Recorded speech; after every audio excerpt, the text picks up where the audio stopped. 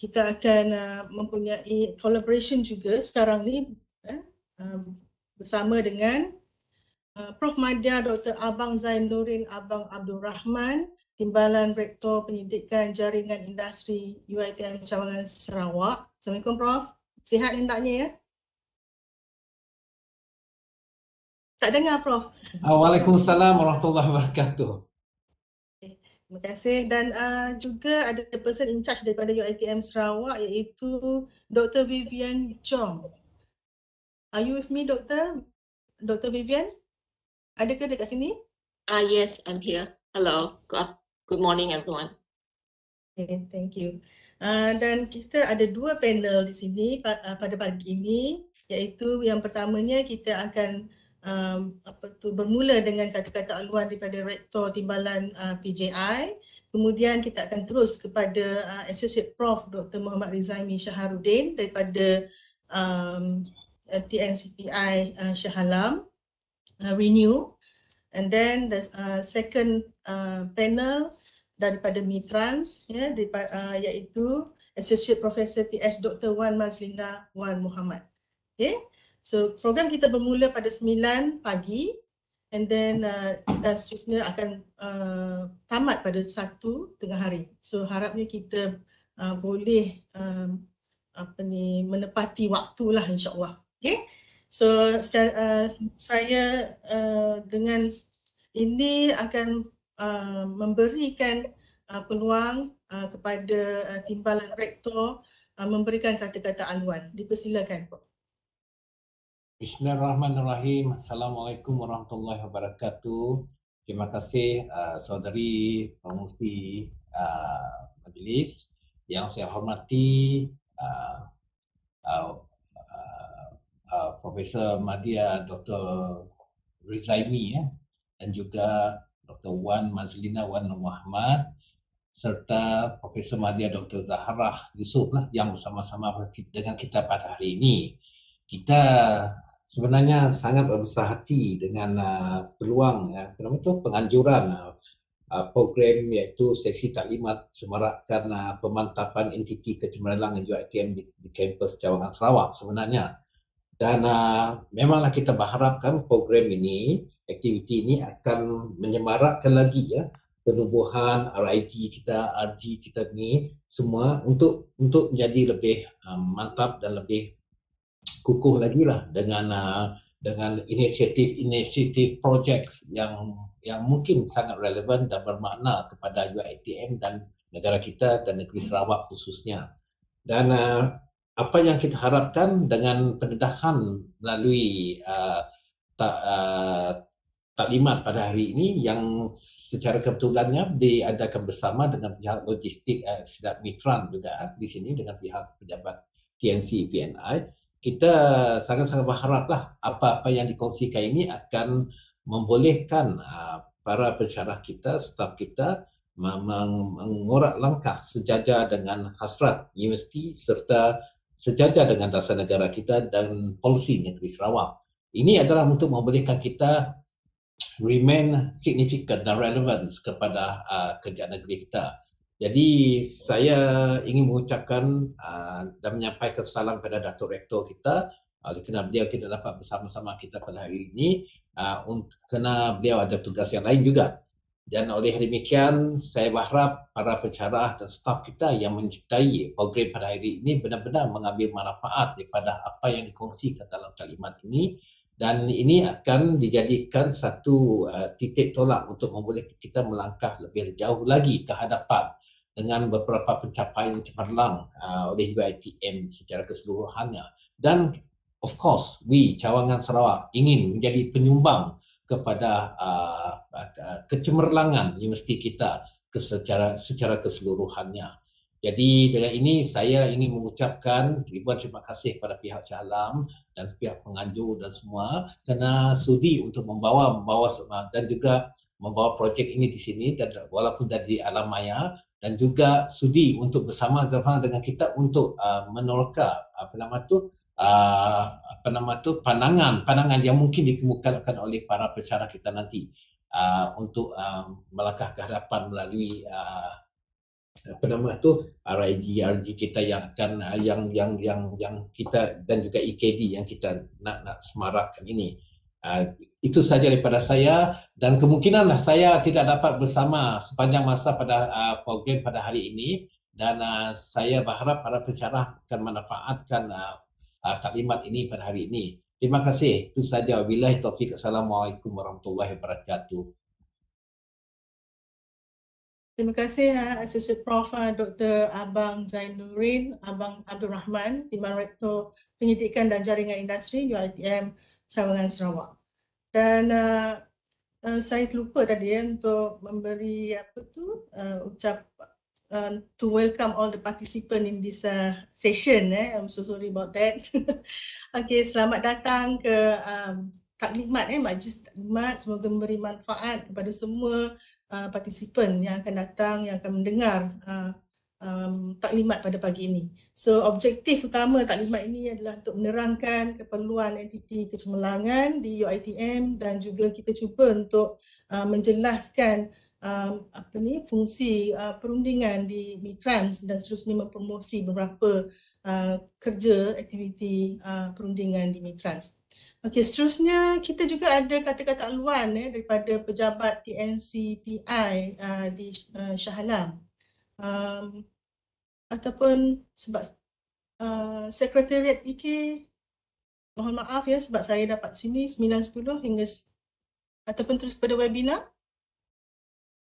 Doktor, dia kata-kata aluan daripada PM Dr. Rizaimy dan terus ke sesi 1 lah untuk ceramah. Okay, so the same person, okay? Yeah. Alright, seterusnya kita mempersilakan PM Dr.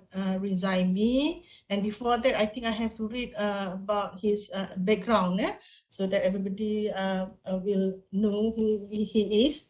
Okay, so Associate Profesor Dr. Muhammad Rizaimy Shaharudin adalah daripada Department Management Operation Management. Okay, and now he is actually the Deputy Director Logistics and Transportation from ReNeU, Research Nexus UiTM, or we call it as ReNeU. Okay, and then for his education background, actually he is he has a PhD in Supply Chain Management from USM Malaysia. Seterusnya Masters of Business Administration from University Technology Mara, and he is now handing a post, and of course the area of expertise is too many here, and I just pick yang relevant, which is supply chain management, reverse logistics, operations management, and sustainable operations in the TBL. Alright, I think this is a brief introduction untuk Prof. Dr. Associate Prof. Dr. Muhammad Rizaimy. Dan beliau akan menerangkan berkenaan dengan tata cara dan panduan penubuhan kumpulan inisiatif penyidikan RIG dan juga proses pemantauan dan naik taraf entiti kecemerlangan IK. So I think kita boleh, without further ado, kita boleh straight away to Associate Prof. Dr. Rizaimy. So over to you Doktor. Bismillahirrahmanirrahim. Assalamualaikum warahmatullahi wabarakatuh. Harap boleh dengar voice saya ni boleh dengar Okey, Doktor. Okey, terima kasih Profesor Madya, Dr. Zaharah, Muhammad Yusoff selaku moderator pada pagi ini. Yang berbahagia PM Dr. Abang Zainuddin selaku Direktur TJI UiTM Cawangan Sarawak, dan yang berusaha Dr. Wan Mazlina Wan Mohamed selaku panel kedua yang akan memberi penerangan berkaitan dengan COE MITRANS sendiri. Jadi saya selaku Timbalan Pengarah bagi Nexus Logistics and Transportation di ReNeU, pejabat TNCPI, dan bagi pihak pengarah ReNeU sendiri, Profesor Dr. Noritawati Ahmad Tahir mengalu-alukan kehadiran tuan-tuan pada sesi taklimat untuk menyemarakkan entiti kecemerlangan KUiTM bersama MITRANS dan juga bagi meningkatkan bidang Logistics Transportation di UiTM Cawangan Sarawak. Jadi untuk pengetahuan semua tujuan ataupun objektif utama taklimat ini diadakan adalah untuk pertama kita nak beri penerangan berkaitan dengan entiti kecemerlangan sendiri yang berada di UiTM ini dan yang seterusnya di pihak MITRANS akan memberi penerangan berkaitan apa yang fokus dan tumpuan MITRANS bagi meningkatkan bidang ini di UiTM. Jadi sebagaimana tuan-tuan ketahui, bidang ini sebenarnya adalah sangat signifikan kepada ekonomi dan juga perkembangan pembangunan negara, dan ianya seiring dan jika dilihat bidang ini semakin mendapat tumpuan di kalangan penyelidik di seluruh dunia, terutamanya setelah berlakunya COVID-19, pandemik COVID-19, kita telah dapat melihat betapa pentingnya bidang ini dalam membantu industri, membantu consumer dalam mendapatkan barangan semasa banyakkan negara menghalang pergerakan, banyakkan negara yang mempunyai MCO menghalang pergerakan sama ada produk ataupun services, tetapi masih memerlukan satu sistem ataupun konsep untuk membantu industri supaya ianya dapat berjalan dengan lancar dan seterusnya dapat membantu pengguna ataupun consumer untuk mendapatkan barangan ataupun services semasa pandemik yang lalu. Jadi bidang ini juga saya baru saja pulang daripada sesi lawatan ke Universiti Sains Malaysia dan juga Universiti Utara Malaysia. Jadi saya pun dapat lihat jugalah perkembangan bidang ini sebenarnya di universiti-universiti terkemuka di negara kita. Jadi kita oleh demikian kita nak juga melihat bahawa bidang ini juga mendapat tempat di kalangan para pensyarah di seluruh sistem UiTM, terutamanya daripada UiTM Cawangan Sarawak lah. Jadi itulah sikit sebanyak kata-kata aluan daripada saya dan tanpa berlengah masa saya nak teruskan dengan sesi taklimat saya. Jadi sesi taklimat saya ni banyak berkisar kepada entiti kecemerlangan. Entiti kecemerlangan ni yang seperti kita tahu seperti RIG, RG, COE. Jadi kita contohnya seperti MITRANS ni adalah COE, Center of Excellence, dan kita juga ada High COE, RE. Jadi mungkin ramai yang tak tahu apa sebenarnya RIG, RG, COE ni dan apa connection ataupun pelibatan daripada kampus Cawangan sendiri. Jadi di kampus Cawangan semua telah ketahui inisiatif ataupun kumpulan-kumpulan penyelidik telah ditubuhkan melalui SIG, Special Interest Group. Jadi setiap kampus mempunyai SIG-nya sendiri, tetapi SIG ini juga perlu berkembang dan dia tidak hanya terhad hanya sekadar memberi sumbangan kepada kampus Cawangan. Jadi ianya perlu dinaikkan taraf menjadi RIG, terutamanya SIG yang berprestasi tinggi. Jadi saya akan terangkan jugalah hari ini apa itu entiti kecemerlangan dan RIG yang ada di seluruh sistem dan seluruhnya daripada terutamanya daripada logistics dan transportation sendiri ya. Baik, saya mulakan pembintangan saya dan saya nak kongsikan slide saya ya. Jadi saya harap semua dapat lihat ya. Slide saya dapat lihat ke? Boleh Dato'. Nampak. Okey ya. Nampak ya? Baik.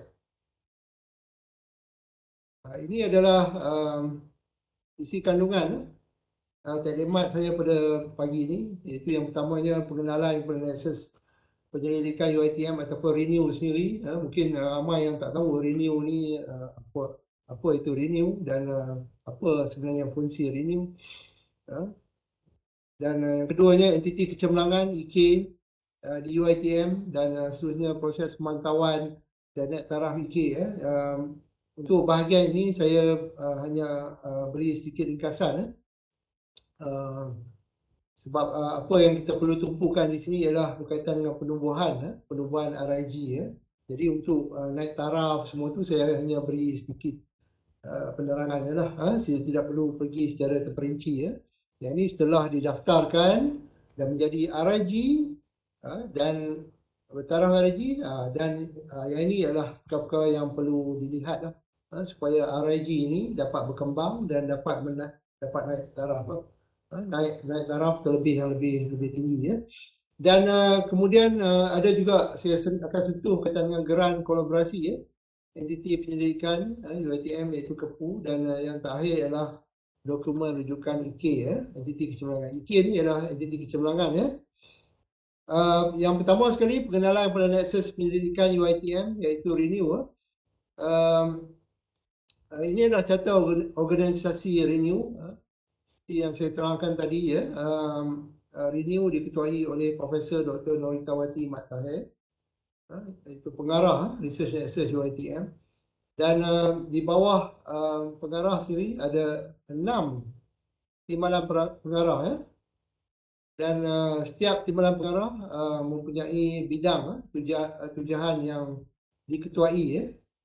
Dan bidang-bidang ini ialah sebenarnya bidang-bidang tumpuan ataupun bidang-bidang taruhan Universiti UiTM untuk mencapai GRU, Global Renowned University, pada tahun 2025. Jadi apa bidang-bidangnya dan siapa yang mengetahuinya? Jadi saya yang pertamanya ialah Profesor Dr. Rohana Ahmad, timbalan pengarah bagi bidang health and wellness ya.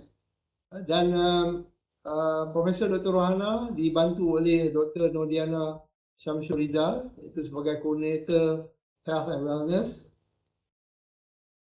Yang kedua, energy and environment masih terdapat kekosongan dan insya-Allah akan jawatan ini akan diisikan tidak lama lagi.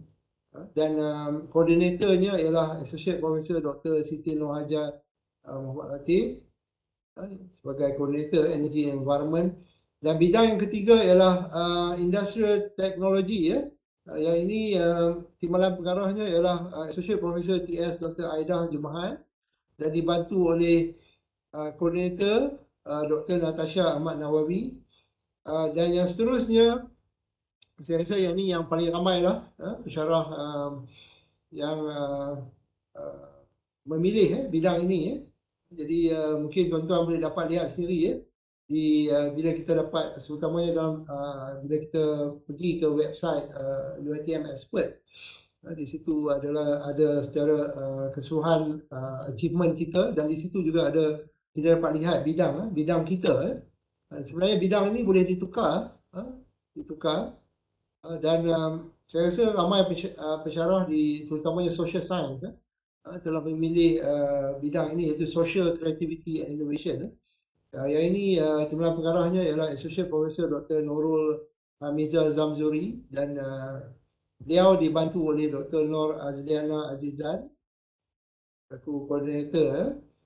Dan yang seterusnya, yang ini ialah saya lah sendiri sebagai Timbalan Pengarah bagi bidang Logistics and Transportation, dan saya dibantu oleh Associate Profesor Dr. Rizaimy sebagai Coordinator.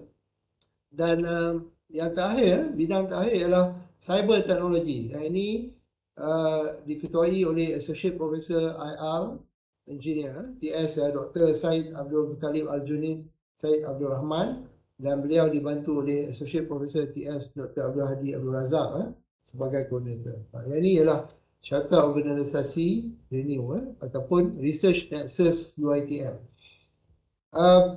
Ini adalah bidang-bidang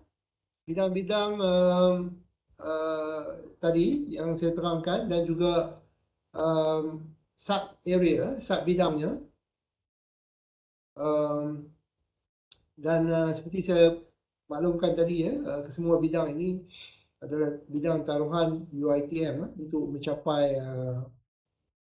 Global Renowned University pada tahun 2025. Jadi yang pertamanya ialah Industrial Technology. Jika dilihat di sini ada 6 sub bidangnya, iaitu Advanced Materials, Smart Manufacturing, Plant and Process, dan Construction and Infrastructure.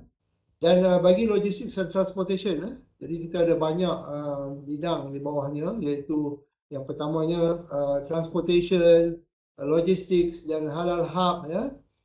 Kemudian kita ada EV, Unmanned Vehicle, Electric Vehicles, dan kita juga ada Aviation. Dan seterusnya Fine Art Logistics. Yang ini adalah satu bidang yang masih baru, tetapi kita ada pakarnya, iaitu koordinator saya sendiri, Profesor Madya Dr. Rafiah Ragino. Kenapa bidang ni kita bawa masuk ataupun menjadi sebagai salah satu sub bidangnya, ialah ia melibatkan produk-produk arts, yang seperti mana kita tahu produk-produk arts ni ialah menilai tinggi dan juga sensitif, sensitif dan menilai tinggi, dan semestinya dia mempunyai satu sistem logistics yang spesifik untuk mengendalikan produk-produk arts ini. Jadi itulah yang kita perkenalkan sebagai satu sub area di bawah Logistics and Transportation. Yang seterusnya ialah IoT, Internet of Things, AI, Artificial Intelligence, Autonomous Vehicle Logistics, dan kemudian kita ada yang keenam ni ialah online, online store, e-commerce trends yang kita lihat di sini sekarang ni telah menjadi begitu popular setelah, terutamanya semasa pandemik COVID-19, yang mana pembelian banyak melalui secara online. Jadi jika dilihat pembelian secara online ni memerlukan sistem logistics dan transportation untuk menyokong jenis-jenis perniagaan ini dijalankan. Jadi tanpa logistics transportation, keseluruhannya tidak akan dapat membantu perniagaan yang dijalankan secara online ini. Dari segi ordernya, dari segi penghantarannya, dan juga mungkin ada yang returns, pemulangan semula barangan. Semua ini melibatkan logistics and transportation. Jadi itu adalah menjadi salah satu bidang di bawah sub area di bawah logistics and transportation. Yang seterusnya cyber technology, ada 5 sub area, iaitu space and satellite, big data and data analytics, cyber security, robotics and artificial intelligence, smart sensors, dan kemudiannya energy and environment. Kita ada water security, renewable energy, environment and climate change, solar technology, biodiversity, dan seterusnya food security. Bagi health and wellness, kita ada preventive health care, sick care, rehabilitative care, genomics, non-communicable, communicable disease, natural product. Dan yang terakhir ialah Social Creativity and Innovation, yang mana sub areanya ialah terdiri daripada creativity, Islamic finance, fintech, social innovation, B40 talent, entrepreneurship and artpreneur dan social economy. Jadi ini ialah bidang-bidang dan juga sub area di bawah ReNeU ataupun bidang-bidang tumpuan UiTM untuk mencapai GRU pada tahun 2025. Jadi itulah tuan-tuan boleh memilih dalam salah satu bidang ini mengikut expertise, kepakaran masing-masing. Tapi tumpuan bagi taklimat ini diadakan ialah untuk meningkatkan minat serta inisiatif para penyelidik dalam bidang logistics and transportation. Kita nak lihat banyak kumpulan-kumpulan research menerbitkan artikel dalam bidang logistics and transportation. Baik, yang seterusnya ini adalah tadilah saya telah beri penerangan tadi, tapi ini adalah secara grafiknya, secara grafik. Jadi tak perlu saya terangkan lagi. Jadi cuma mungkin dapat lihat sedikit maklumat lanjut berkaitan dengan bidang ini. Yang pertamanya ialah industrial teknologi ataupun IT, melibatkan advanced technology engineering approaches, advanced material structure, production and smart manufacturing, plant engineering, chemical processes, and construction and infrastructure. Dan ini juga memenuhi kesemua inisiatif ini akan memenuhi SDG, iaitu SDG 9 yang mana Industry, Innovation, Infrastructure, dan juga SDG 12 Responsible Consumption and Production. Bagi Logistics and Transportation, ini sedikit penerangan berkaitan dengan bidang ini, iaitu Transportation, Distribution Services, Effective Logistics, Risk Mitigation, Predictive Insight and Design Management, Technology Developments and Industry 4.0, Maritime, Transport and Port Logistics, Disruptive Technology, Smart Mobility, Retail Logistics and Urban Freight, Supply Chain Sustainability, Logistics and Transport Safety and Security. Bagi Logistics and Transportation, setakat ini kita hanya mempunyai 5 entiti kecemerlangan, 5 IK sahaja, iaitu kita mempunyai 3 RIG dan juga 2 RG. Untuk bidang-bidang yang lain tu mereka mempunyai juga entiti kecemerlangan masing-masing, tapi saya tak terangkan pada pagi ini sebab tumpuan saya ialah untuk memberi penerangan banyak fokus penerangan kepada bidang logistics dan transportation. Jadi bidang-bidang lain juga mempunyai entiti kecemerlangannya, tapi bagi logistics dan transportation kita hanya punya 5, iaitu 3 RIG dan juga 2 RG. Jadi apa RG dan apa itu RG saya akan terangkan dalam slide seterusnya. Jadi RG kita yang pertama di bawah Logistics Transportation, kita ada Transportation System, Infrastructure and Intelligent Transport, Transit. Yang ini diketuai oleh PM Dr. Masria binti Mustafa, iaitu daripada Kolej Pengajian Kejuruteraan, yang pertama. Dan yang kedua RG kita ialah Form Giving Design, diketuai oleh Prof. Dr. Syariman bin Zainal Abidin daripada Kolej Pengajian Seni Kreatif. Dan RG kita yang ketiga ialah Logistics Modeling, yang diketuai oleh Dr. Siti Mariam binti Zahari daripada Fakulti Sains Komputer dan Mathematics.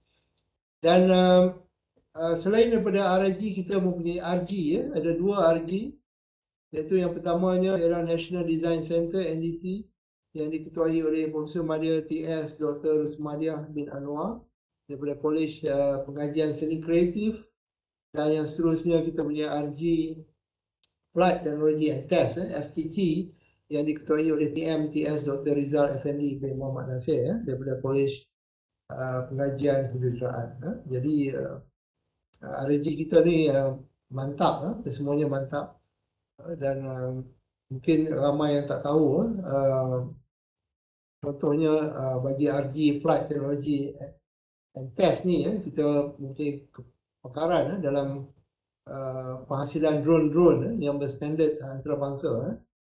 Jadi ini adalah kelebihan RG yang kita yang ada di bawah Logistics Transportation. Jadi itulah apa yang kita nak lihat di sini, ialah kita nak tambahkan lagi lah jumlah RIG di seluruh sistem UiTM. Terutamanya kita nak lihat juga RIG yang ditubuhkan daripada UiTM Cawangan Sarawak. Ya, untuk tambahkan lagi kumpulan-kumpulan penyelidik, terutamanya jika dilihat di sini IK di bawah Logistics Transportation, kita mempunyai daripada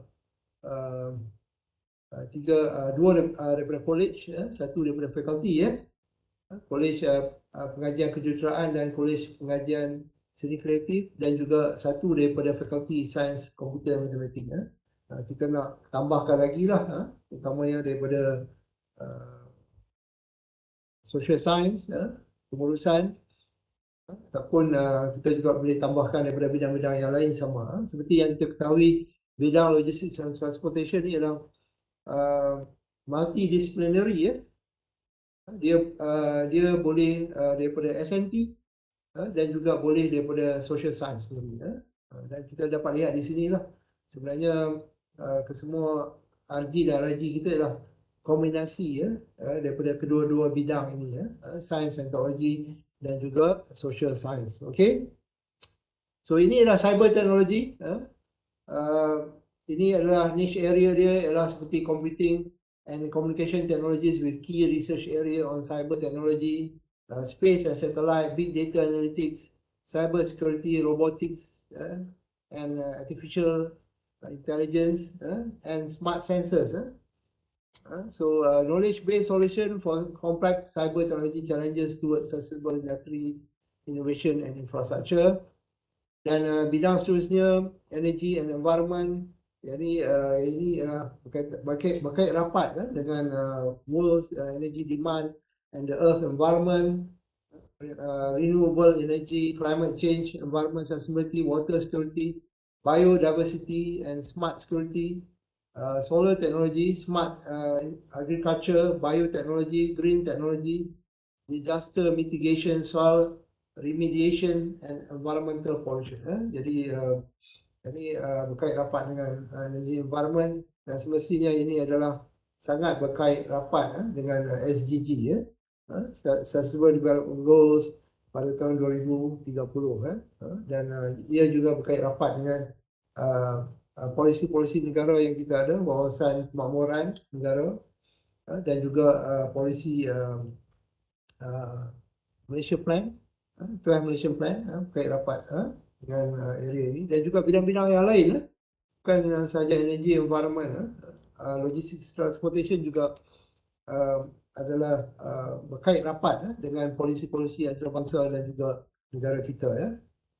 Dan seterusnya health and wellness. Jadi ini fokus area adalah precision health, biotechnology, life sciences, natural products, pharmaceuticals and clinical research. So ada banyak sini, cosmeceuticals, nutraceuticals, occupational safety, rehabilitative, sports and musical therapy, and improving and sustaining good quality of life. Dan yang inilah bidang yang saya terangkan tadi lah, yang punya ramai pesyarah yang memilih bidang ini, iaitu social creativity and innovation, terutamanya daripada bidang social science, yang mana ianya melibatkan culture, value, law, policy and legacy, quality education, community psychology, innovation accounting, creative music and theatre arts, innovative design, social and societal challenges, as well as innovation in the areas of hospitality and tourism management. Other areas include education, mass communication, sports science and recreation management, business management, social movement of power and politics. Baik, kita ke bahagian seterusnya. Taklimat saya berkaitan dengan entiti kecemerlangan UiTM. Jadi saya rasa saya perlu terangkan ini dululah. Mungkin ramai yang nak tahu apa sebenarnya entiti kecemerlangan ini. Secara spesifiknya, IK ni ialah unit atau entiti yang terdiri daripada kumpulan penyelidik yang aktif menjalankan aktiviti penyelidikan atau perkhidmatan dalam bidang tujuan tertentu ataupun bersifat interdisciplinary. Jadi kumpulan-kumpulan penyelidik yang aktif menjalankan penyelidikan, menerbitkan artikel dan juga menyelia pelajar PhD dan juga pelajar masters. Dan entiti kecemerlangan seperti yang saya terangkan tadi, ada 6 bidang tujuan universiti yang bergerak secara dinamik ke tahap yang lebih tinggi, dan salah satunya ialah Logistics and Transportation. Jadi ke-6 bidang ini dapat membantu universiti supaya UiTM dapat berada di kedudukan yang membanggakan di peringkat nasional dan juga di peringkat antarabangsa. Yang ini ialah definisi entiti kecemerlangan. Jadi dia seperti juga SIG, Special Interest Group yang berada di kampus Cawangan, tetapi yang ini ianya adalah lebih tinggi dan ianya berada di peringkat universiti, dan semestinya kumpulan IK ni ialah terdiri daripada kumpulan penyelidik yang berprestasi, berprestasi tinggi. Jadi itulah kita akan lihat selepas ni kumpulan penyelidik yang bagus daripada UiTM Cawangan Sarawak yang boleh kita naikkan taraf ke RIG. Jadi dari segi governance, kita lihat di sini, tabel urus entiti kecemerlangan ini sebenarnya berada di tahap pengurusan, berada di dalam tabel urus universiti ini sendiri. Jika dilihat terdapat jawatan kuasa yang menguruskan entiti kecemerlangan. Jadi semestinya dia mendapat tempat di universiti dengan berada di pertamanya jawatan kuasa induk penyelidikan universiti JKIPU ini yang berada di tier 2, iaitu di peringkat eksekutif, yang mana jawatan kuasa ini bertanggungjawab dalam pemantauan pelaksanaan keputusan LPU, Senat dan MIU. Jadi jika dilihat jawatan kuasa ini dan tanggungjawabnya dalam universiti ini, semestinya kita dapat kaitkan bahawa sebenarnya entiti kecemerlangan ini adalah sangat penting dalam membantu universiti untuk mencapai kegemilangan, seperti saya maklumkan tadi, di peringkat nasional dan juga di peringkat antarabangsa sendiri. Dan itu di peringkat eksekutif. Dan di peringkat seterusnya kita ada tier 3, iaitu yang mana pengoperasian, yang mana kita ada 2 jawatan kuasa. Yang pertamanya ialah jawatan kuasa kecil entiti kecemerlangan JKIK, dan ini di tier 3. Yang di tier 2 tadi itu kita juga mempunyai jawatan kuasa entiti kecemerlangan JEK. Jadi ada 3 jawatan kuasa di sini. Yang pertamanya di peringkat pengoperasian kita ada JKIK, kemudian di peringkat eksekutif kita ada tier 2 JEK dan kemudiannya JKIPU.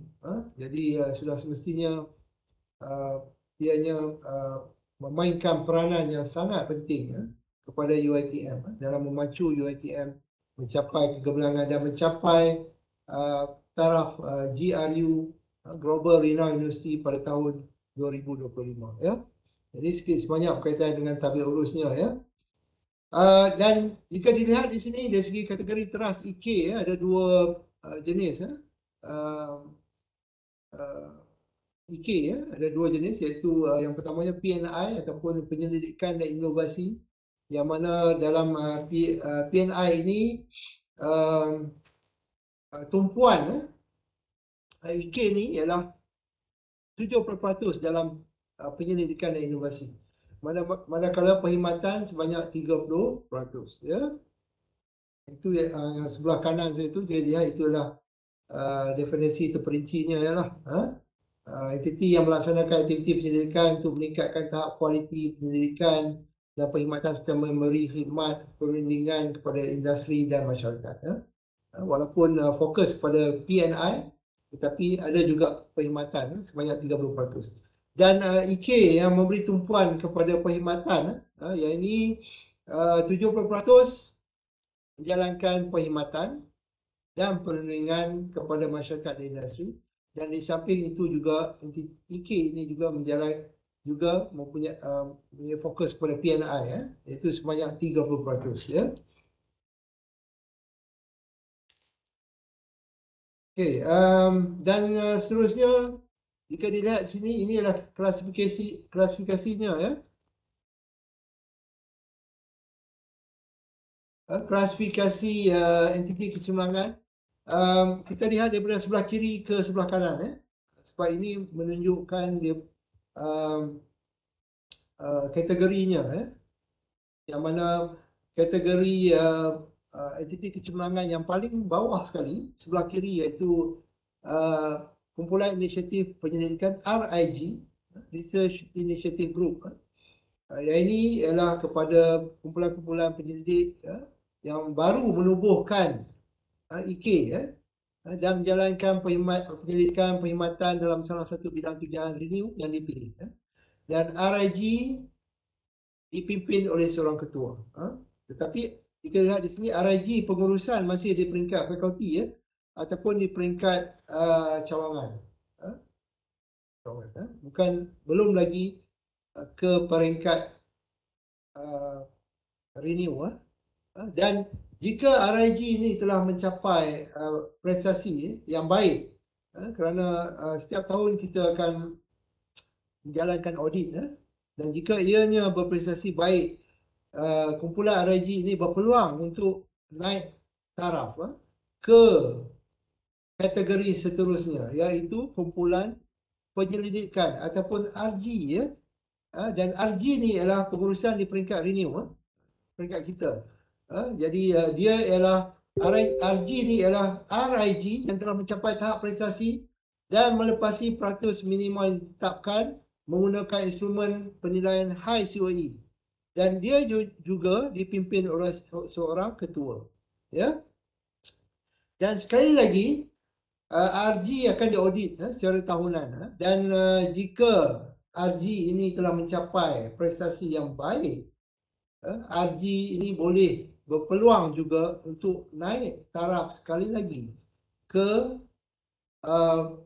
tahap seterusnya, iaitu pusat kecemerlangan, iaitu COE, Center of Excellence. Seperti MITRANS sekarang, MITRANS adalah IK yang bertaraf COE. Dan saya pasti MITRANS sedang bergerak dengan begitu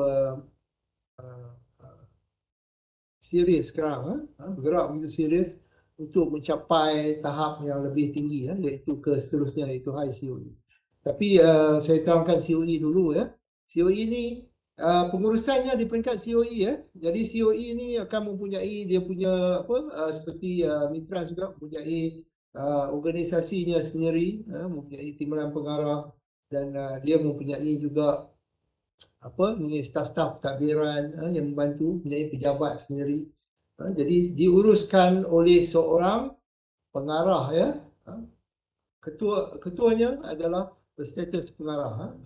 Dan apakah COE ni? COE ni ialah RG yang sebelum ni RG yang diiktiraf oleh Senat atau LPU setelah mencapai markah minima yang ditetapkan menggunakan instrumen penilaian high COE. Jadi instrumen tu kita gunakan instrumen yang tinggi, pengukuran yang tinggi. Jadi kalau dia boleh capai itu, maksudnya dia adalah bagus lah. Dan dia layak untuk dinaikkan taraf ke COE. Dan sekali lagi COE yang berprestasi tinggi ini yang mencapai markah yang tinggi, kerana kita juga menjalankan audit setiap tahun, COE ini juga berpeluang untuk naik ke taraf yang lebih tinggi, iaitu high COE, Pusat Kecemerlangan Pendidikan Tinggi, high COE. Yang mana high COE ini pengurusannya di peringkat KPT, ini lebih tinggi.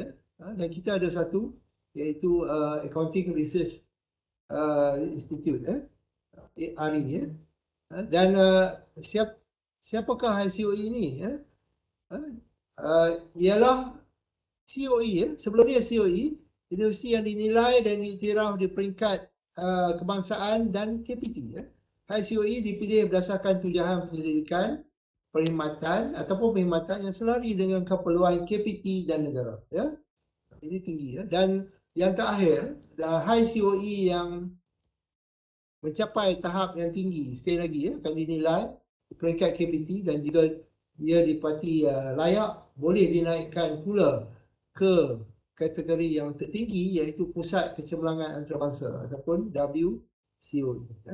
So WCOE ini adalah pengurusan peringkat KPT dan ialah high COE, sebelum ni high COE yang diiktiraf oleh KPT dan dinilai oleh KPT dan diiktiraf bertaraf antarabangsa dalam bidang tujuan dan mampu memacu penyelidikan ataupun perkhidmatan di persada. Jadi itulah yang kita hasrat kita sini kepada SIG di peringkat cawangan yang sangat bagus, boleh dikembangkan lagi melalui pertamanya jadi RIG, kemudian seterusnya jadi RG, COE dan juga boleh menjadi high COE ataupun WCOE. Jadi kumpulan penyelidik ini adalah yang baguslah. Yang inilah carta alih penubuhan entiti kecemerlangan. Saya akan maklumkan dengan terperinci juga selepas ini, iaitu apa yang perlu dilakukan ialah pembentangan, perlu membentang dan perlu mendapat sokongan daripada jawatankuasa penyelidikan di kampus Cawangan. Saya pasti di kampus UiTM Cawangan Sarawak mempunyai jawatankuasa penyelidikan negeri dan perlu dibentangkan dan mendapatkan sokongan daripada jawatankuasa tersebut, dan kemudian setelah mendapat sokongan dihantar ke pihak kami di ReNeU, permohonan terbabit, dan kita akan buat pengesyuran kepada jawatankuasa tadilah JKK, jawatankuasa kecil entiti kecemerlangan, dan setelah mendapat persetujuan daripada panel JKK, jawatankuasa JKK, dia akan dibawa pula kepada untuk perusahaan JEK, jawatankuasa entiti kecemerlangan, dan kemudian jika diluluskan akan dimaklumkan JKIPU, ini peringkat tinggi, dan seterusnya pendaftaran dengan akses penyelidikan UiTM ataupun ReNeU. Ini ada sedikit secara terperinci apa kriteria penubuhan RIG.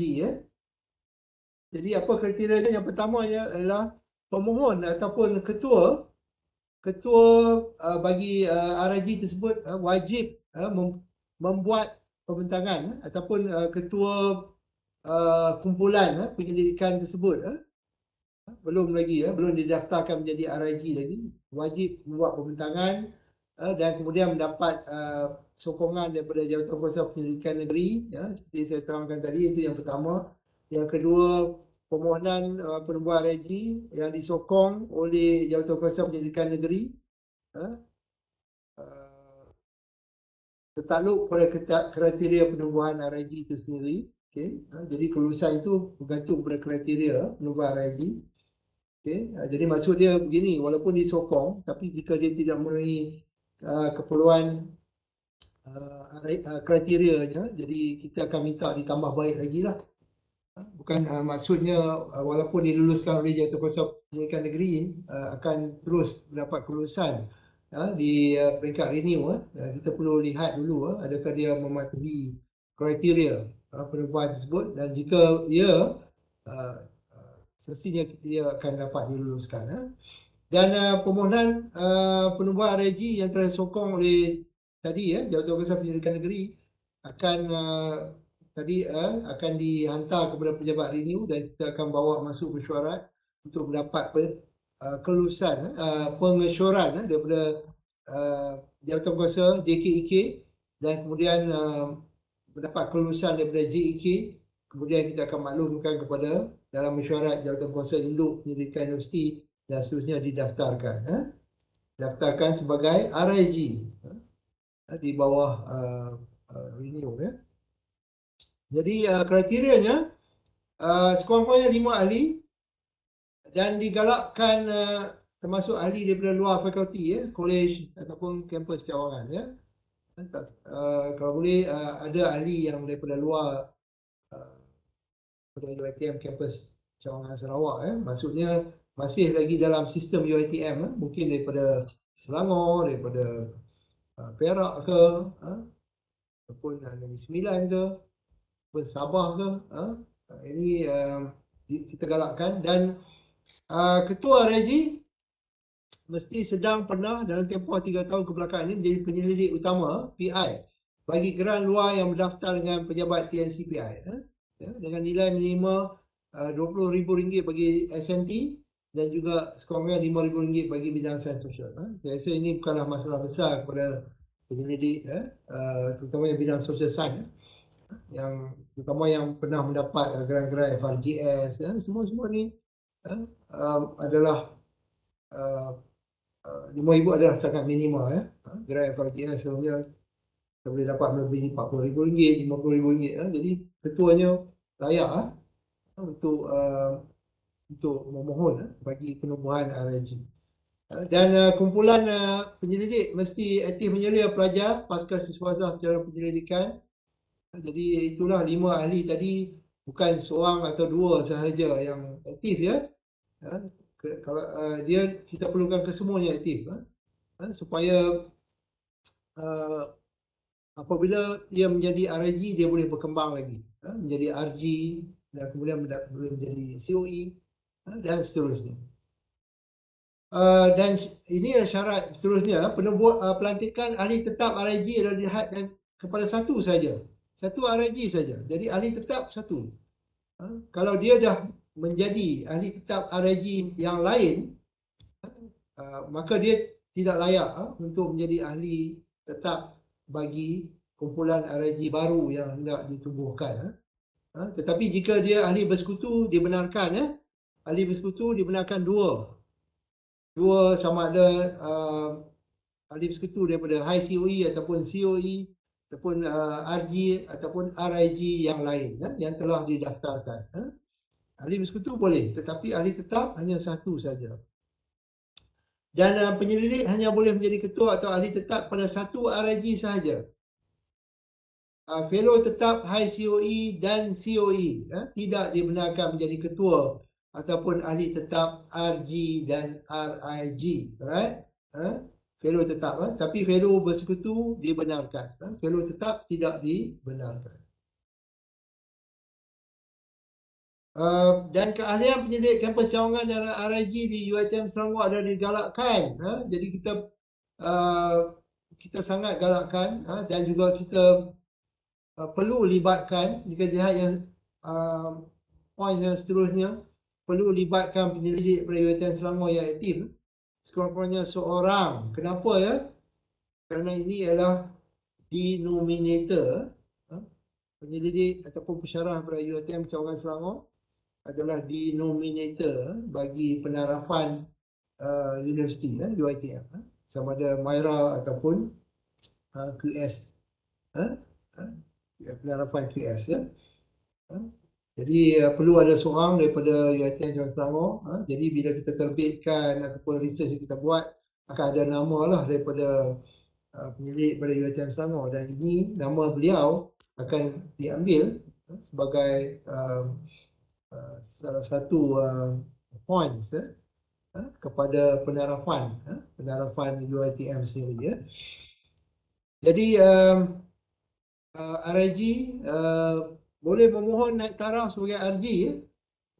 Boleh setelah dia RIG ini mempunyai prestasi yang baik, dia boleh naik taraf menjadi RG, dan juga digalakkan juga melalui gabungan merge dengan RG yang lain juga. Jika dia dapati jika dia merge, dia boleh naik menjadi RG, itu adalah sangat digalakkan. Menggabungkan dengan RG yang lain. Tapi jika dia sendiri boleh menjadi RG kerana ahli-ahlinya adalah sangat berprestasi tinggi, jadi boleh jadi RG ni boleh memohon untuk naik taraf menjadi RG. Okey. Jadi ini adalah tanda aras minima 5 orang ahli bagi setiap IK. Jadi kita lihat di sini semuanya 5 lah. Jadi kita mengambil cadangan yang diberikan oleh pihak KPT sendiri bagi RIG. Jadi tumpuannya ialah dalam ni yang kotak kuning ni sebab ini adalah RIG Yang lain ni bukanlah tumpuan bagi taklimat pada hari ini Inilah kriteria tadi. Saya rasa ini adalah ada points di sini yang adalah berulang yang kita telah terangkan tadi Contoh ahli tetap hanya boleh menjadi satu sahaja. Fellow tetap pun tidak dibenarkan jadi ketua, dan digalakkan penyelidik mempunyai ahli daripada UiTM Selangor, dan lantikan akan dibuat oleh Timbalan dan Chancellor Pendidikan dan Inovasi sebagai ahli tetap ataupun ahli bersekutu, dan ahli sekurang-kurangnya 5 orang dan jika ada lebih daripada 5 adalah digalakkan Tapi apa yang saya nak maklumkan di sini untuk tujuan pengauditan kita hanya mengambil 5 sahaja 5 ahli yang terbaik daripada kumpulan tersebut dan pelantikan adalah selama 2 tahun Ini apa yang saya nak terangkan di sini status dan juga status bagi setiap kategori entiti kecemerlangan yang terutamanya RIG dalam kotak kuning ini. Statusnya ialah di bawah UiTM negeri sendiri Dan ini tanggungjawab di bawah UiTM negeri dan dipimpin oleh seorang ketua dan dilantikan daripada Cawangan sendiri dan termasuk pemimpin dan juga ahli dua-duanya. Yang seterusnya jika dilihat di sini high COE jadi kita tengok yang paling tinggi sekali high COE yang berada di negara kita daripada semua universiti yang kita yang berprestasi universiti yang berprestasi di negara kita. Jika dilihat di sini UiTM hanya mempunyai satu saja high COE iaitu RI Frontier Research Institute, dan universiti lain mempunyai sekurang-kurangnya 2. Universiti Melaya mempunyai paling banyak sekali high COE sebanyak 4. Yang lain 2 dan juga 3 Okey. Dari segi statistiknya high COE di UiTM kita hanya mempunyai satu saja iaitu RI tadi yang saya terangkan.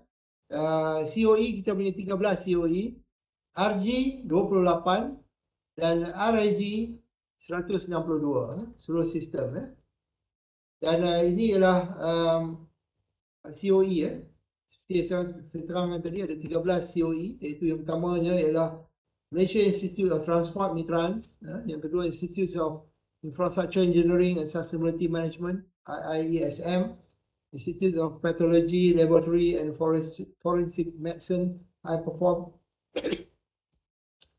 Kemudian Institute of Science IOS, Integrative Pharmacogenomics Institute IPROMIS, Atayur Rahman Institute for Natural Product Discovery, Aurins Microwave Research Institute MRI, Institute of Business Excellence IBE, Smart Manufacturing Research Institute SMRI, Institute of Biodiversity and Sustainable Development IBSD, Solar Research Institute SRI, Institute for Big Data Analytics and Artificial Intelligence IBDAI, dan yang terakhir ialah Cardiovascular and Lung Research Institute KAWARI.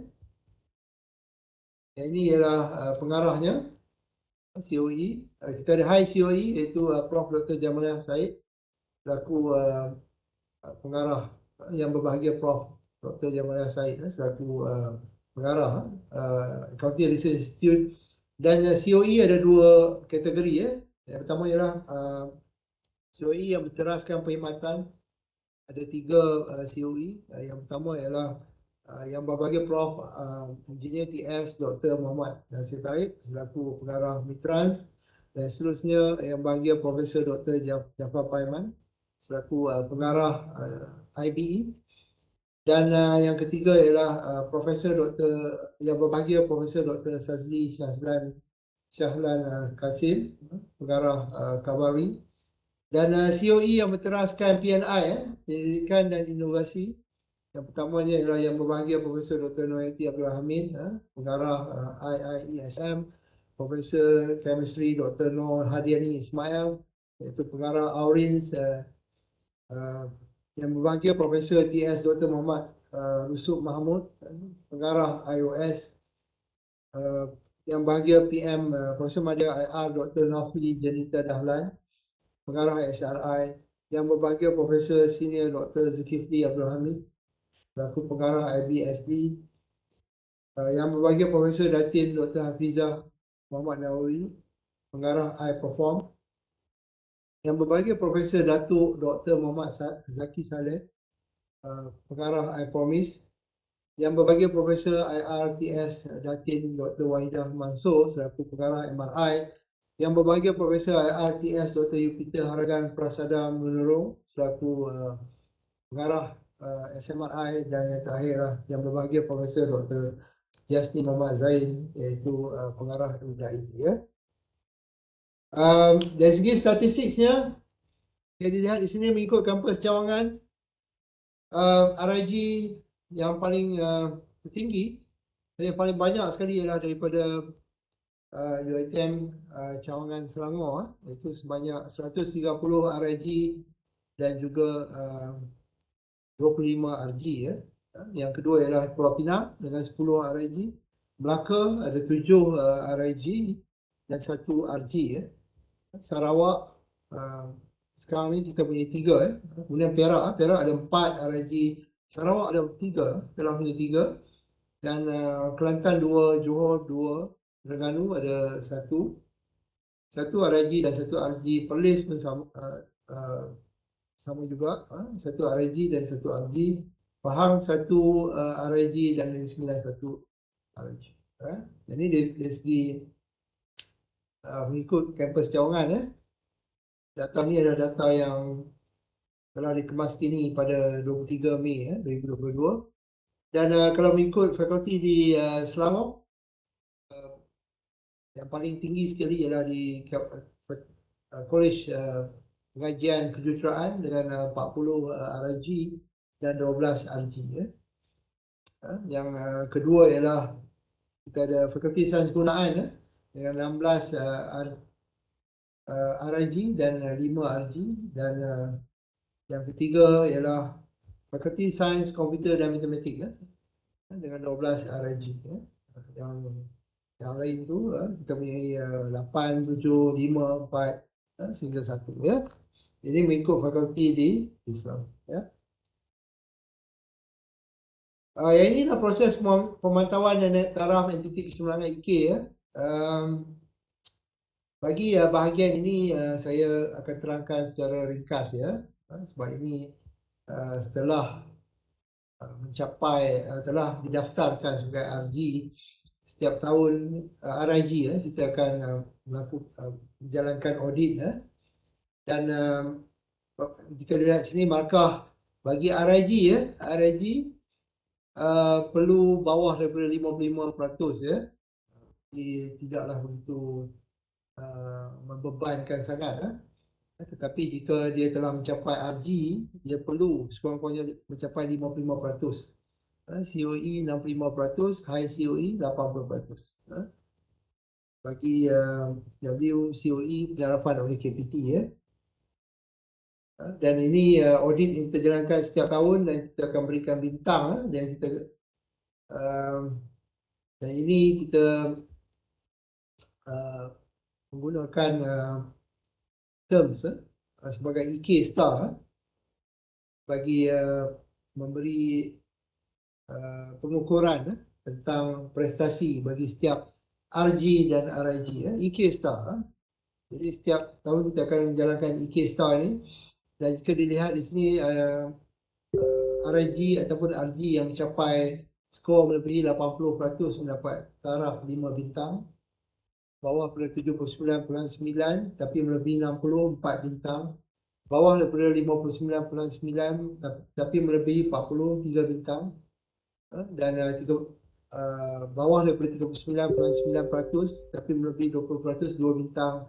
Dan bawah daripada 19.99% tapi melebihi 0% tapi bawah daripada 19.99% diberikan 1 bintang saja ya. Dan prestasi ini bagaimana kita buat? Kita akan mengambil data-data dalam sistem UiTM ya. Yang mana data itu kita akan ambil daripada data grant penyelidikan, data penerbitan dan juga data penyediaan ya. Dan instrumen sekali lagi kita gunakan instrumen yang tinggi ya. Itu penilaian high COE ya. Jadi ini adalah tiga perkara yang kita ambil bagi mengukur prestasi RG dan RIG, iaitu grant penyelidikan yang mana kita lihat bilangan grant penyelidikan yang aktif sama ada daripada universiti, grant nasional, swasta dan antarabangsa dan juga jumlah peruntukan diterima pada tahun yang dinilai bagi grant penyelidikan sama ada daripada grant universiti, nasional, swasta dan antarabangsa. Kita juga lihat penerbitan dari segi jurnal berindeks, berapa banyak proceeding berindeks, jurnal tidak berindeks, lain-lain jurnal, buku penyelidikan, bab buku penyelidikan, policy papers dan lain-lain penerbitan, magazine, newspaper dan lain-lain ya. Dan dari segi penyediaan kita juga lihat bilangan PhD yang lulus dan digraduatekan sama juga dengan bilangan pelajar masters yang lulus dan digraduatekan. Okay, yang ni saya tak perlu terangkan di sini ya. Ini adalah instrumen penilaian COE yang kita gunakan ya bagi menilai terutamanya COE ya. Kita lihat sini 80% ni dalam tu COE ya. Baik, yang seterusnya ialah inilah instrumen penilaian COE seperti mana yang saya maklumkan tadi, saya tak perlu pergi secara terperinci ya. Yang ini setelah didaftarkan, ditubuhkan, barulah perlu kita lihat apakah prestasi-prestasi yang perlu kita capai supaya kita dapat sustain prestasi RIG kita dan juga dapat naikkan juga prestasi supaya kita boleh naik ke peringkat kategori yang seterusnya RG, COE dan sebagainya. Jadi saya tak perlu terangkan yang ini jadi saya skipkan semua ini, tak perlu terangkan. Tapi sekretariat akan berkongsikan slide sini kemudian ya untuk tunjukkan semua penyelidik. Okay. Dan ini ialah grant kolaborasi entiti penyelidikan UiTM Kepu. Grant ini hanya diberikan setelah RIG mencapai taraf RG ya. Jika dia masih berada di taraf RIG, tidak ada grant diberikan. Sebab kenapa? Kerana kita nak lihat RIG ni perlu buktikan dahulu prestasinya. Buktikan prestasinya, jika prestasinya baik dan boleh naikkan ke RG, dan kita sediakan grant ke pool ni. Jadi grant ini kita berikan ada 3 sebab lah. Semestinya yang pertamanya ialah kita nak mantapkan kerjasama RIG dan COE. Bila kita berikan grant, dia boleh jalankan research dengan kerjasama RIG yang lain ataupun COE dalam bidang tujuan terfokus, dan kemudian yang meningkatkan motivasi kepada kumpulan penyelidikan RG yang telah menunjukkan pencapaian cemerlang. Jadi bila dia dapat grant tu, dia akan merasa bermotivasi untuk bergerak dengan lebih laju lagi supaya dia boleh dapat naikkan prestasinya dan berkembang. Dan seterusnya, sebagai platform agar RG terus maju dan bersedia sebagai COE UiTM Club setelah menjadi pakar rujuk referral point dalam bidang tujuan berfokus. Jadi bila dia dapat jalankan pendidikan, dia dapat menerbitkan artikel dalam bidang-bidang tertentu, dia akan menjadi pakar rujuk. Dan ini adalah penyediaan RG untuk naik ke peringkat seterusnya menjadi COE. Dan inilah dari segi bakatnya, perlu melatih. Bila dapat grant ini, dia perlu ada seorang student masters ataupun PhD yang mengambil mode pendidikan sepenuh masa, dan seterusnya perlu menerbitkan sekurang-kurangnya 2 artikel dalam jurnal index Scopus ataupun WS, yang mana salah satunya mesti terindeks di WS, Web of Science. Dan penerbitan semestinya sesuai dengan skop penyelidikan, dan perlu berikan penghargaan dan afiliasi kepada grant Kepu, mesti nyatakan jelas dalam setiap penerbitan yang dihasilkan. Dan melalui grant ini juga digalakkan menjadi satu jaringan kolaborasi yang aktif dengan institut penyelidikan ataupun industri. Jadi kita galakkanlah untuk collaborate dengan mana-mana institut pendidikan ataupun dengan industri sendiri dalam tempoh pelaksanaan grant terbabit lah. Yang ni kolaborasi sama ada melalui grant padanan, grant pendidikan bersama, grant padanan, matching grant, ataupun penerbitan bersama dan jurnal, projek R&D, penganjuran conference ataupun pemilikan IP bersama dan sebagainya. Ini adalah senarai penerima grant Kepu, dan semestinya ini adalah RG, kesemua ini adalah RG. Research group yang telah dinaikkan taraf daripada RIG, semua telah mendapat grant bernilai RM40,000. Jadi satu ni RM39,980 ni. Saya tak pasti kenapa, tapi kesemuanya mendapat RM40,000. Ada inilah dokumen rujukan, boleh buat rujukan jika untuk mendapatkan maklumat lebih lanjut bagi tujuan penumbuhan RIG. Dia ada sediakan di sini, boleh dapatkan daripada website kita sendiri. Link seperti di bawah tu daripada website ReNeU, kita boleh dapatkan ni lah. Semua garis panduan bagi penumbuhan IK dan juga maklumat kaitan jawatan dan instrumen yang digunakan boleh juga kita boleh dapat daripada link seperti berikut. Dan ini adalah pegawai yang boleh dihubungi. Jadi selepas ni akan ada sesi soal jawab. Mungkin ada yang berminat yang nak menubuhkan RIG ni.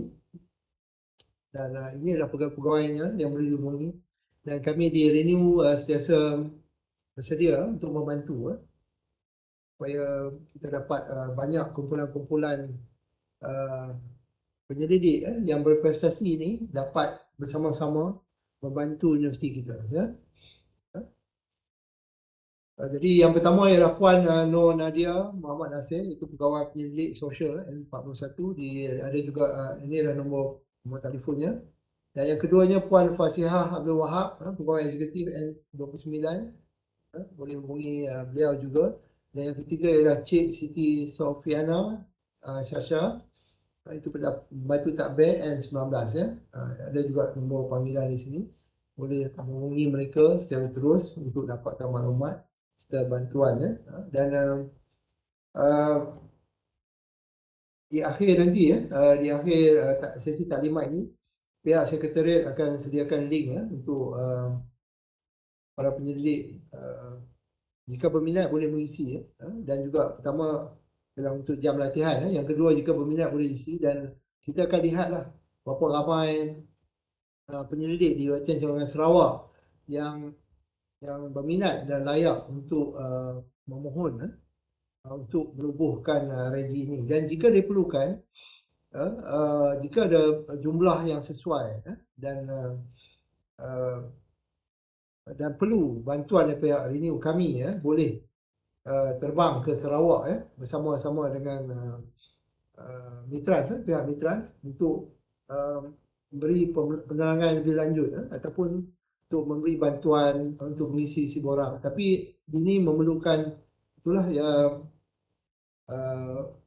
jumlah yang sesuai untuk pergi ke sana. Jika jumlah sedikit, kita hanya lebih baik kita hanya berkomunikasi melalui sama ada Google Meet ataupun berkomunikasi secara atas talian. Jadi itu ada lebih ekonomik daripada kita terbang ke Sarawak. Tapi kalau jumlahnya banyak dan ramai yang berminat, dan insyaAllah kita boleh ke sana berjumpa dengan penyelidik secara terus.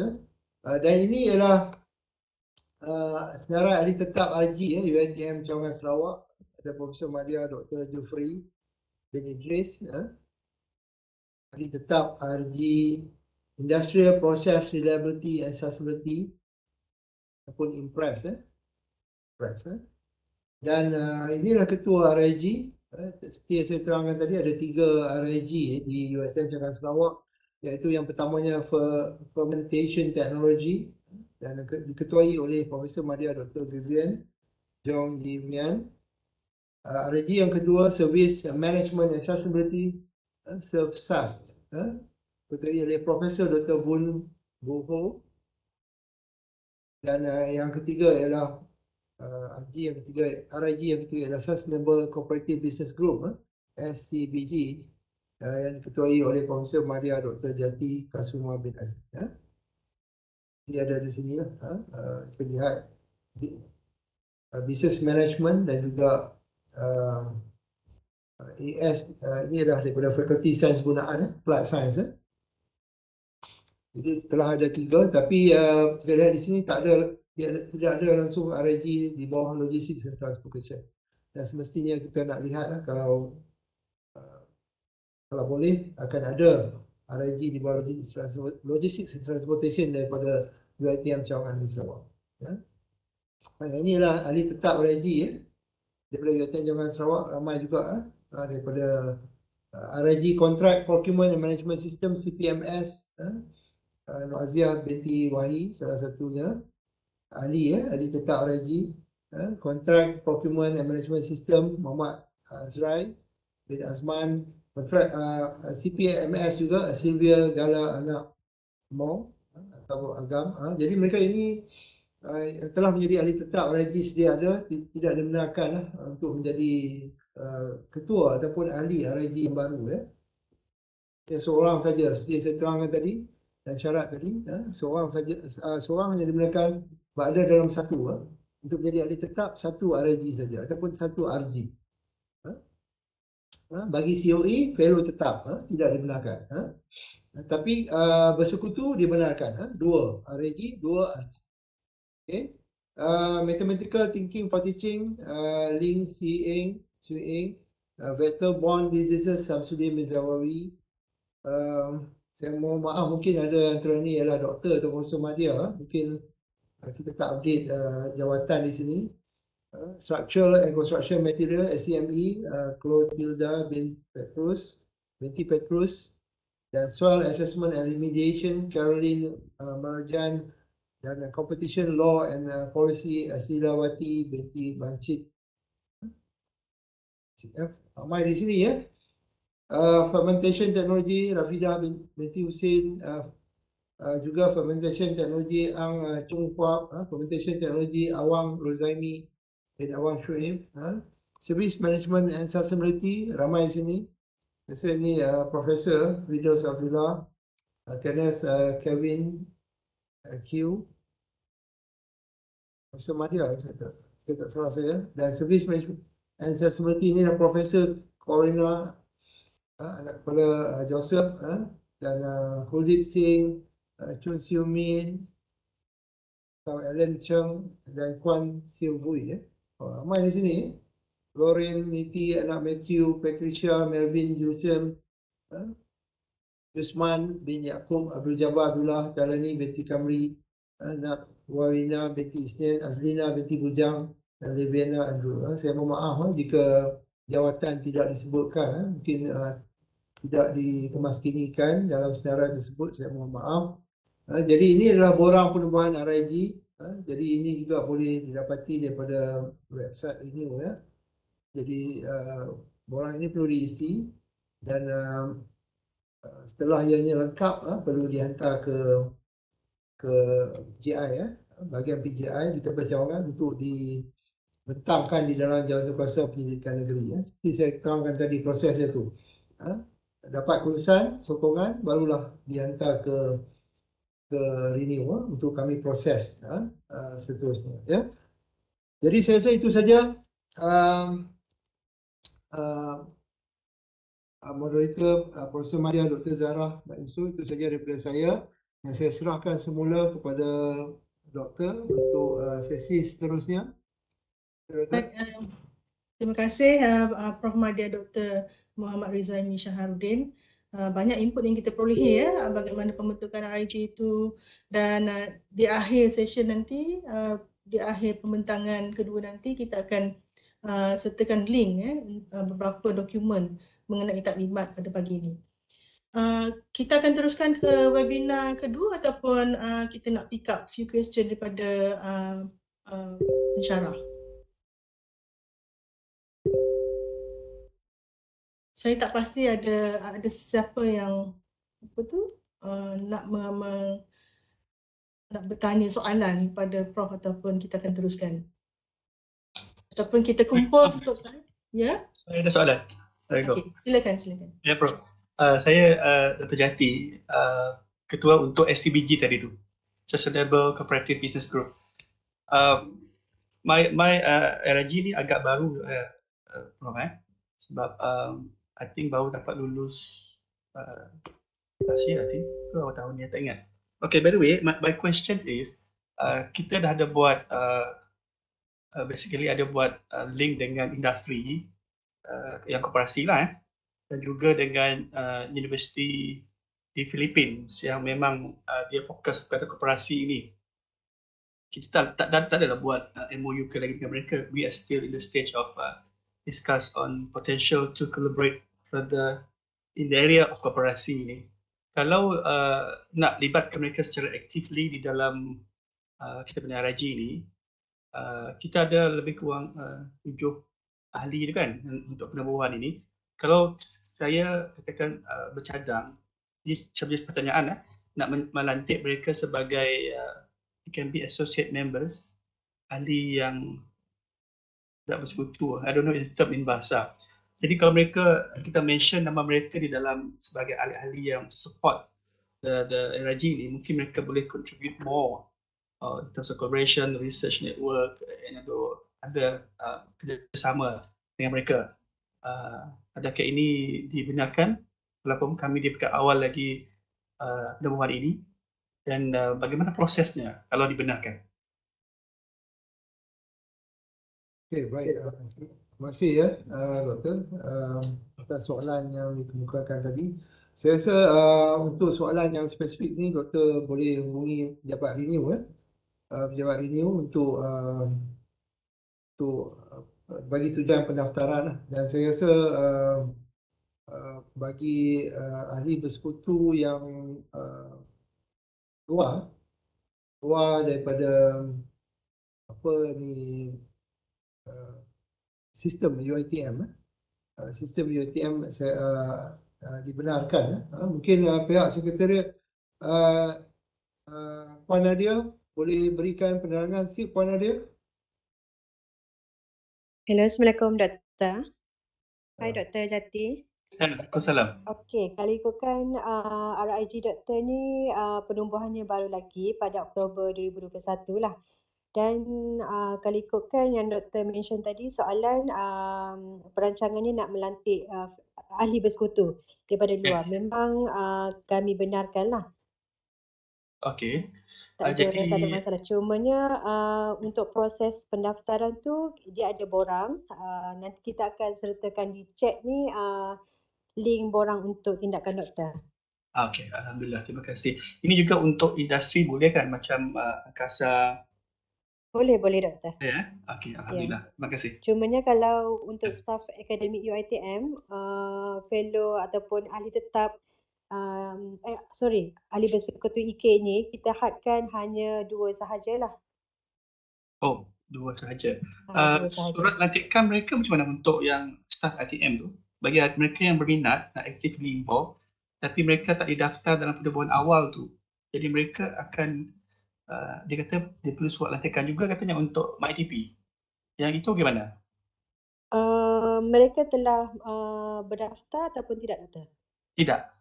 Oh, belum lagi. Okey, Doktor boleh mengisi borang pendaftaran yang kami akan sertakan di chat sebentar lagi. Kita akan bawa masuk ke mesyuarat JKT untuk kelulusan dan selepas tu dah lulus kita akan keluarkan surat pelantikan lah, Doktor. Okey. Okay. Terima kasih. Alright. Okey, sama. I think we can start the webinar for session 2. We reserve a question at the last session after session 2. Sebab kita dah masuk pun pukul 11, sebenarnya 11 o'clock. So second webinar bertajuk Penerangan Bidang Tujahan Malaysia Institute of Transport MITRANS, Hala Tuju dan Kolaborasi, dan juga penerangan program akademik di Malaysia Institute of Transport MITRANS. Okey, speaker pada pagi ini ialah Associate Prof. TS Dr. Wan Mazlina Wan Mohamed, Head of Consultancy MITRANS UiTM. So before I hand it over to her, let me read her biodata briefly about her. Associate Prof. Technologist Dr. Wan Mazlina Wan Mohamed currently is the Head of Consultancy at Malaysia Institute of Transport MITRANS UiTM and Associate Professor at Mechanical Engineering Center of Study UiTM. She received her double degree in Aerospace Engineering and Aircraft Maintenance Engineering from St. Louis University, USA in 1989 and obtained MSc in Air Transport Management from Cranfield University, UK in 1999. And she was awarded a PhD by UiTM Malaysia in 2016 for her thesis on aeronautic revenues optimization model for regional airport via air side operations stochastic baseline matrix analysis. I think it's a lot. If I there's a few yang banyak. I think I just welcome Prof to deliver her speech. Over to you, Prof. Okay, thank you so much, Dr. Zack. Okay, for the introduction. Well, today, since I'm the head of consultancy for MITRANS, I think most of it I will talk about the potential collaboration that UiTM Sarawak can do in terms of consultancy project in MITRANS. So Puan moderator, or can I have a mixed language, campur-campur? Okay, I think to make it more lively and to be less stressful.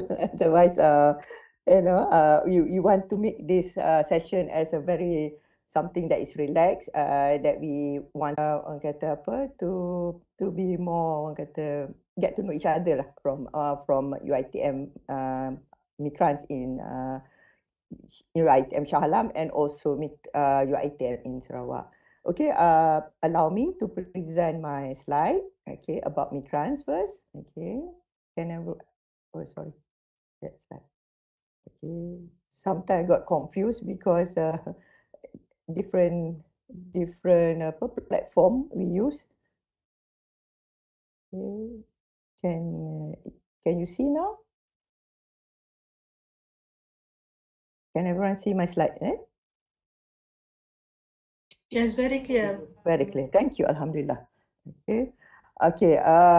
Okay. This is my name is Wan Mazlina Wan Mohamed, and currently I have changed my portfolio. If you see on the poster, it is head of CPD and training, but now I have changed the portfolio to head of consultancy.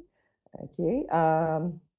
The reason here I'm here is to introduce you to MITRANS, okay, kenali MITRANS, and then what are we doing, and then the academic program, and last but not least, we probably going to talk about what are the potential projects that not only for consultancy but also for research that we can do together with UiTM Sarawak.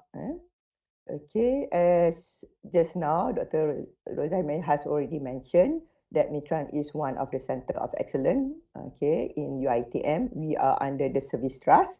Okay, so it was launched in 1982. I think MITRANS has quite a few successful, Pengarah. One of the most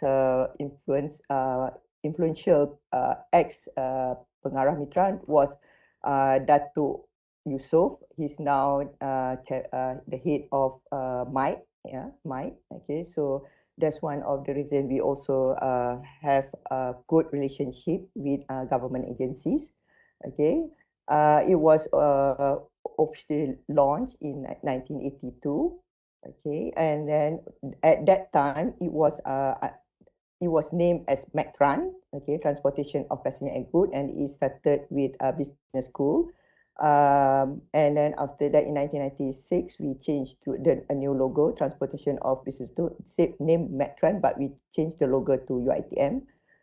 2003, we changed to MITRANS, Training Research Consultancy and CILT. And then we have 2009 postgraduate program. 2014, we went for HICO under Halal Supply Chain. Unfortunately, it was withdrawn. And then to 2020, we have named MITRANS under Strategy UiTM under GRU 2025. Okay, so MITRANS is directly under Deputy Vice Chancellor of Research and Innovation. That's under TNCPI. And under MITRANS, we have quite a number of, because I think it's been one of the COE that has quite a number of heads compared to now. You have limited only 5, but we are established quite some times ago.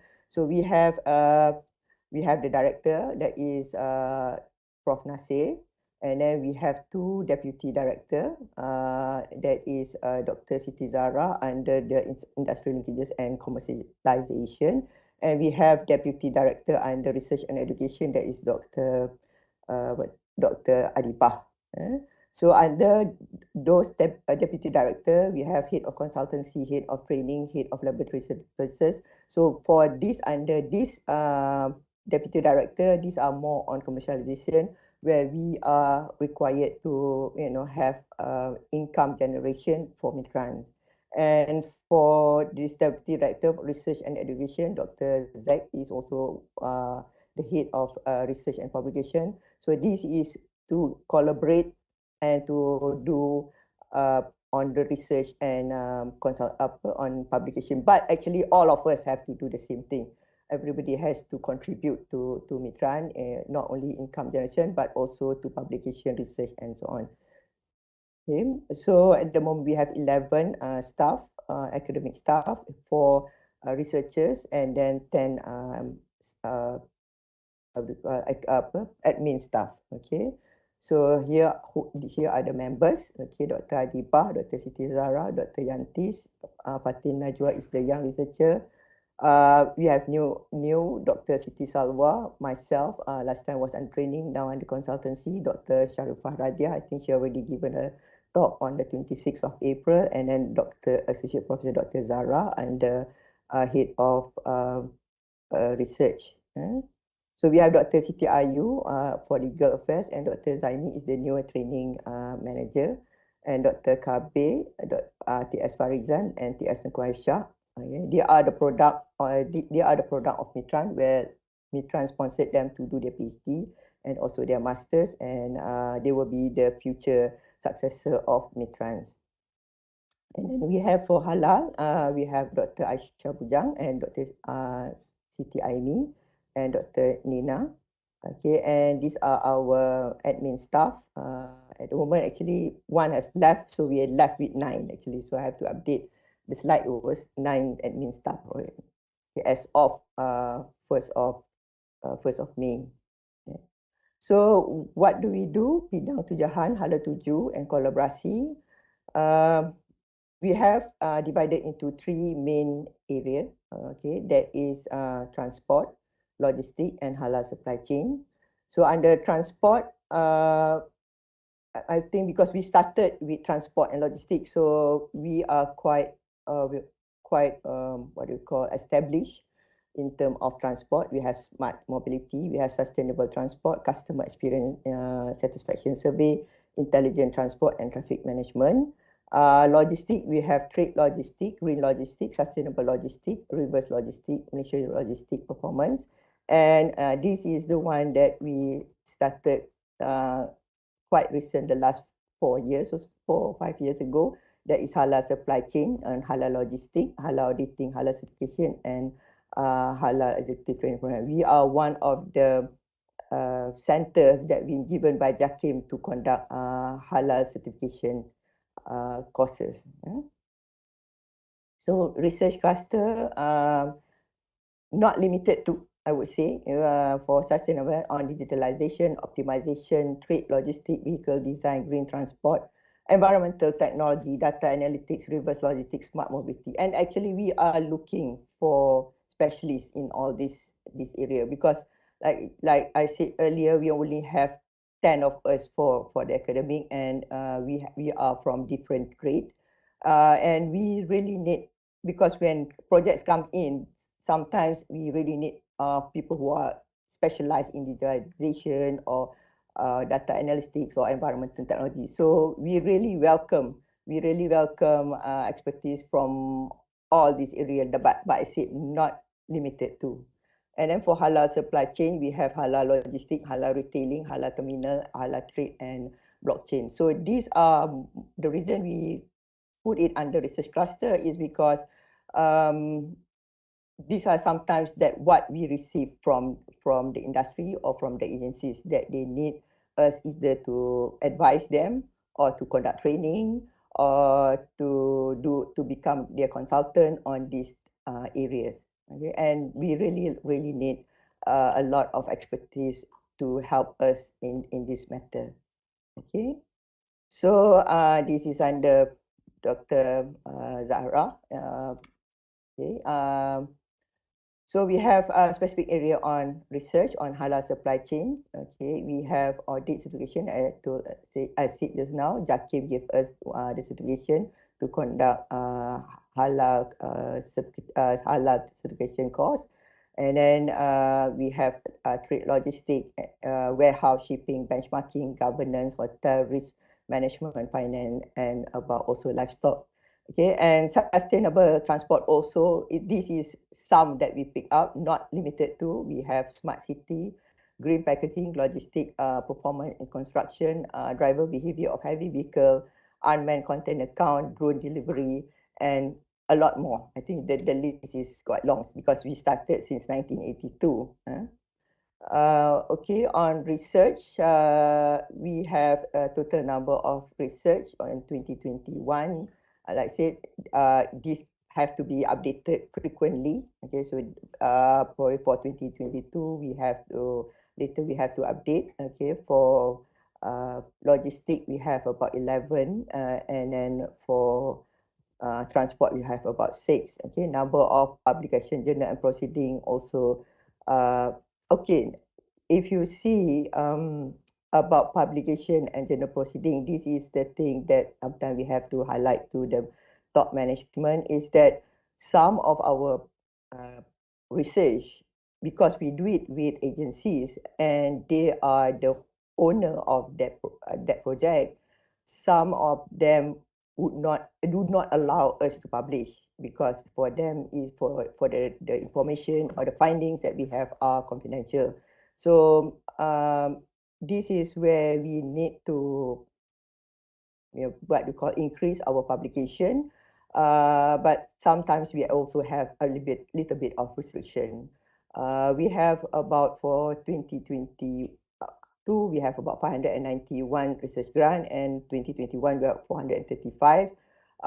We managed to get one KPT consortium grant, about 500,000 that we shared with UMP and UTHM. We are working on railway ramps project. That is railway ramp is reliability, availability, maintainability, and safety. So that is one project that we have with KPT that costs about 500,000 and with 3 universities. But that also, back to that, for the KPT project, it must be with COE. From UTHM, UTHM is the leader, so they have under the rail COE, and then for UMP also there's another COE, and from UiTM is represented by MITRANS. So we are also one COE. So that is the advantage of being under COE. Okay. Last time also we had, previously, we also had a Newton grant, I think by Prof. Noriham on halal supply chain, for about, cost about 1 million been awarded, and MITRANS is one of the COE that's involved under Newton grant. Okay, so these are the one that I said. This one, Konsortium Kecemerlangan Penyelidikan, the 500,000 that we got, and our part is 145,000. They divide by 3, except for UTSM, since the leader, they got a little bit higher. Okay, so MITRANS also offer research grant, can go up to 5,000, or if you have like EK or something, the Lima, it can goes up to 20,000 research grant. Okay, and upcoming we have 5 grant khas bencana and 20 matching grants. So we are now also working with international universities like Trisakti Indonesia, Beijing Wuxi University on this matching grant. So there's a lot of things that we can collaborate. I think they divided us. There's so many. I think about 10 sections. I know one is aviation on my part. One is on transport on electric vehicle, and another. There's a few more. You can ask me later. I mean, on the detail of the matching grant. Okay, about media coverage. I think since MITRANS is always when it comes to any issues, normally we have Astro Awani, Berita Harian, Sinar Harian will contact us to give our what you call our views or opinion about what is the latest orang kata issues. For example, Dr. Zaharah, they talk about TOD. There is transit waiting. I still can't remember. But on TOD, and then this is Dr. Kabir, and then about rail, and also about anything about traffic safety. And as for myself, most of the time on media, I had recent one media coverage by Berita Cina Harian on when they have the issue of a new airline coming in, my airline. So they asked about my opinion about whether is it worth or not to have another new airline. Okay, so this is the time that sometimes we being called either impromptu or sometimes they call in advance to get our opinion. This is also one of last time I have to write on the opinion is what needed for mass production of flying cars because my background on aviation.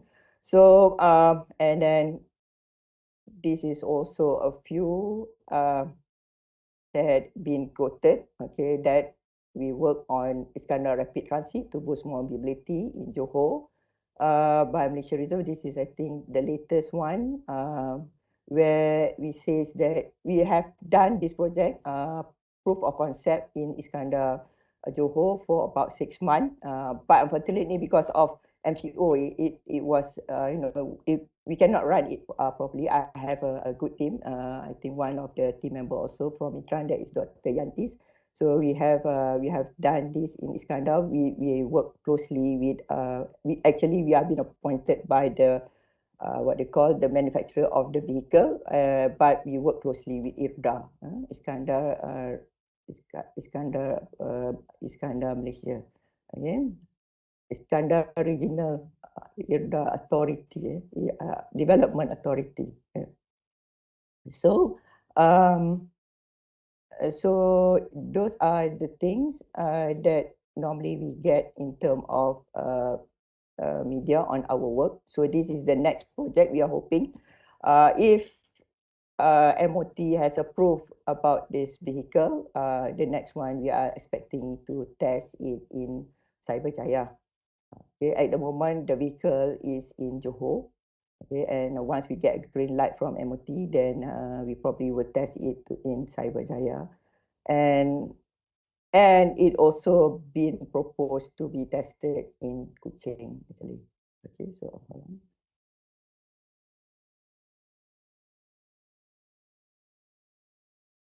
Okay, whether they show us, sorry, I show the video.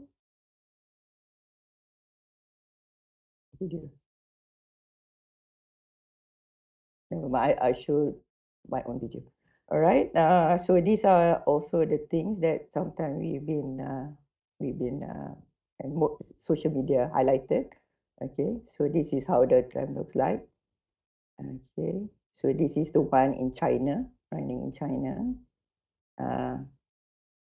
Okay, and we have, of course, to give opinion. So sometimes when you are being interviewed and all giving opinions, it can be also backfire. In sometimes we knowing the news, they write something and then after that you say something and then after that people will question or comment about what he said. Okay. All right. Next. Okay.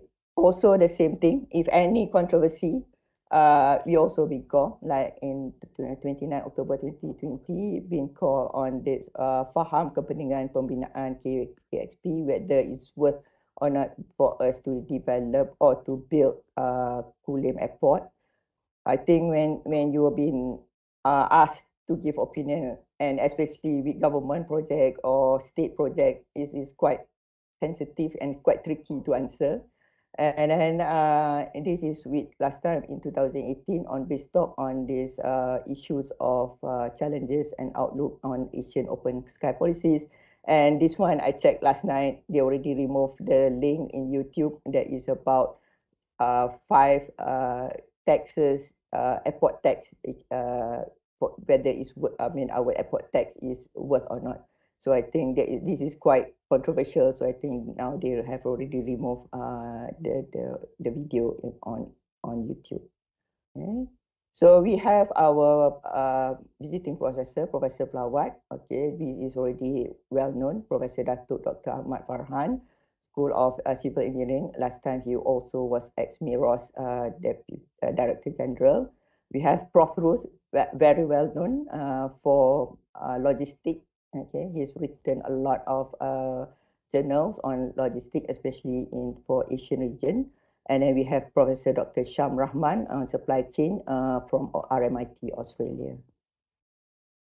Okay, conferences in 2020, we have our own Grosslog, and then we have MILTC. We call quite a number of speakers, not only from academic, but we also call from industry. Okay. So this one. So for example, for 2021, we had Prof. Farhan, we had also Volvo, we had also Mobilus who are working on us with the ART, and a lot more, and from Trisakti and so on. So we have quite an extensive networking. Okay. And then, in fact, I just came back from organizing this conference with Volvo on the 24th of May. And these are the things that we do with Volvo. So we had done for Volvo project previously also on BRT. We have written a report for Volvo. So this one, I like her borrowed, what she said, her borrowed tagline. Partnership is the future leadership. This is what we are promoting now, I guess, but with UiTM Sarawak. Partnership, we have a good partnership, we can become a good future leadership. Okay, so we have invited, Alhamdulillah, we have, this is the session we chat for panel discussion. The panelists are Datuk Zailani, Director of JPJ, David Mead, Stephen Winlon, Dave Howard. These are all people from the industry, and these are policymakers. And Siti Salwa Samsudin also from MGTC. This is on climate, on sustainable. So we are so honored to have what you call Datuk Isham Ishak, yang berbahagia Datuk Isham Ishak, the Secretary General of MOT, and also representative from Sweden Embassy.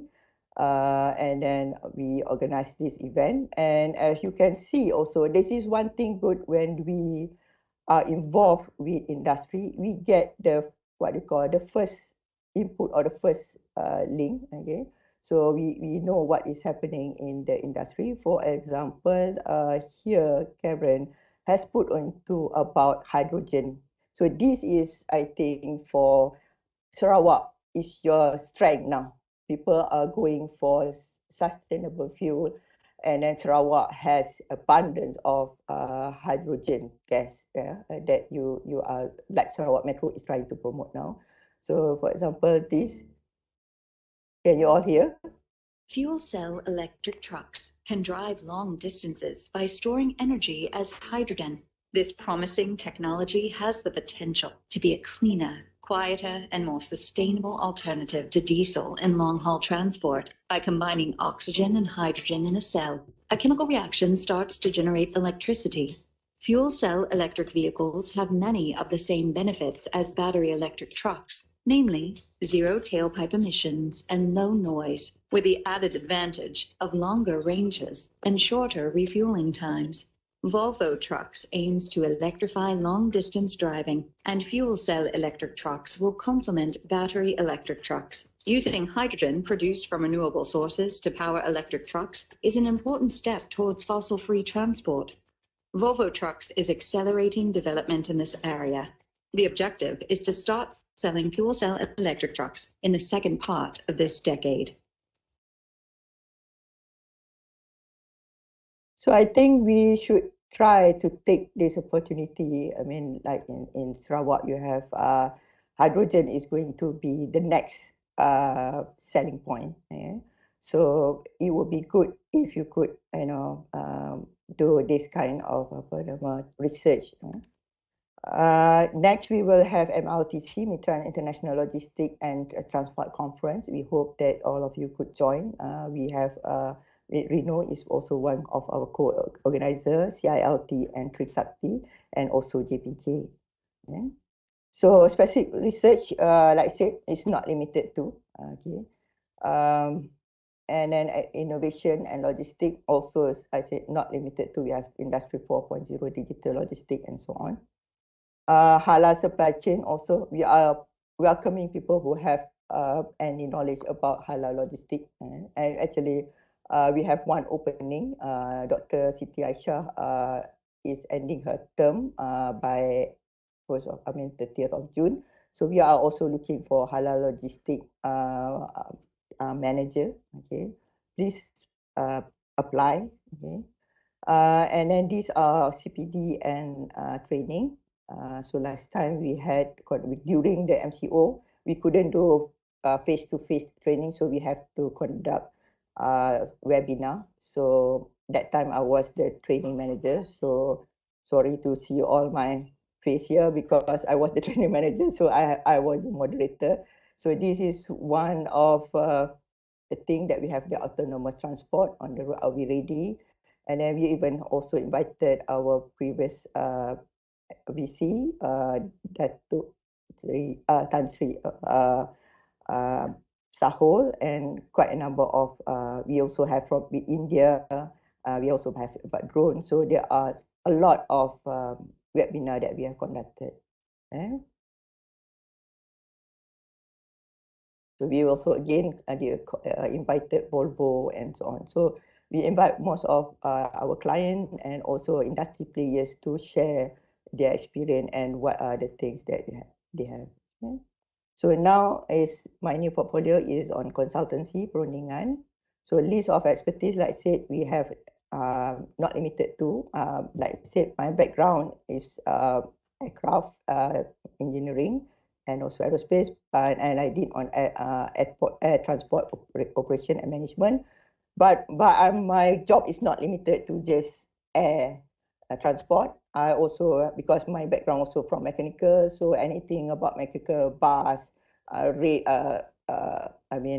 train and so on will also fall under, will also come down to me. But we are not limited to only one specific field or something like that. So they have quite a number of income generation. I think if you compile from when MITRANS was started, I think the income generation for consultancy is quite substantial, quite effective. And now because of MCO, we are a little bit down, and now we are trying to pick up again. But doing, like I said, doing consultancy is a full-time job. And you see, when you have client, you have to put client first. And sometimes we are, as an academician, it's really hard to manage to do time management. And like I said, it's now time is a very rare. I mean, it's very difficult to have a good time management. Sometimes we have to work like 2-3 in the morning to do on consultancy report and so on for the client. So again, these are our client, not limited to, we have Scania, we have AirAsia. Okay, this is another project that I will discuss about AirAsia. We have Malaysia Airport. We have the current one, we MBPJ, we have Class, Prasarana. Prasarana has been our repeating customer. We have Volvo also repeating customer. We hope Mobiles will be our repeating customer soon. JPJ, Standard Malaysia, MOT. Also, we are advisors to MOT, TDA, Jabatan Standard. And then, of course, the latest one we have with so training for P-hailing. Projects in negotiation, like I said, a new opportunity in Sarawak, that is with Sarawak Metro, Sarawak MOT, Ministry of Transport Sarawak. Last night also was working with Sandabi Plantation on this Bumiputra vendors training, MBPJ, hoping to get more. And then after Volvo's thing, we hope to get Volvo to employ us again as their consultant. And then these are the consultancy projects that we have. This is my part because I dare not take other people's part. This is from my part. So we just submitted this to MOT to approve this 32-meter long vehicle to operate in Malaysia.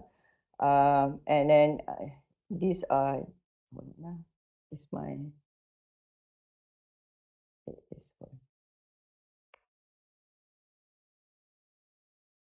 where is my, This is our proof of concept that we done. Of course, this is not the be faster in the video. Okay. So this is what we're going to implement in Kuching on the KUTS project, Kuching Urban Transport. But instead of using electric, they are going to use hydrogen. Hope we get that project, hopefully.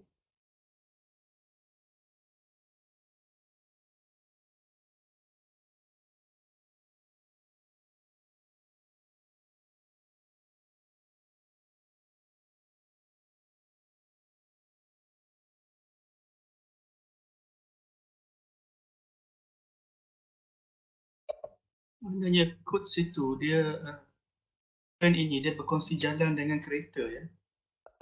Okay. This is for pilot project. We tested in on worst case scenario.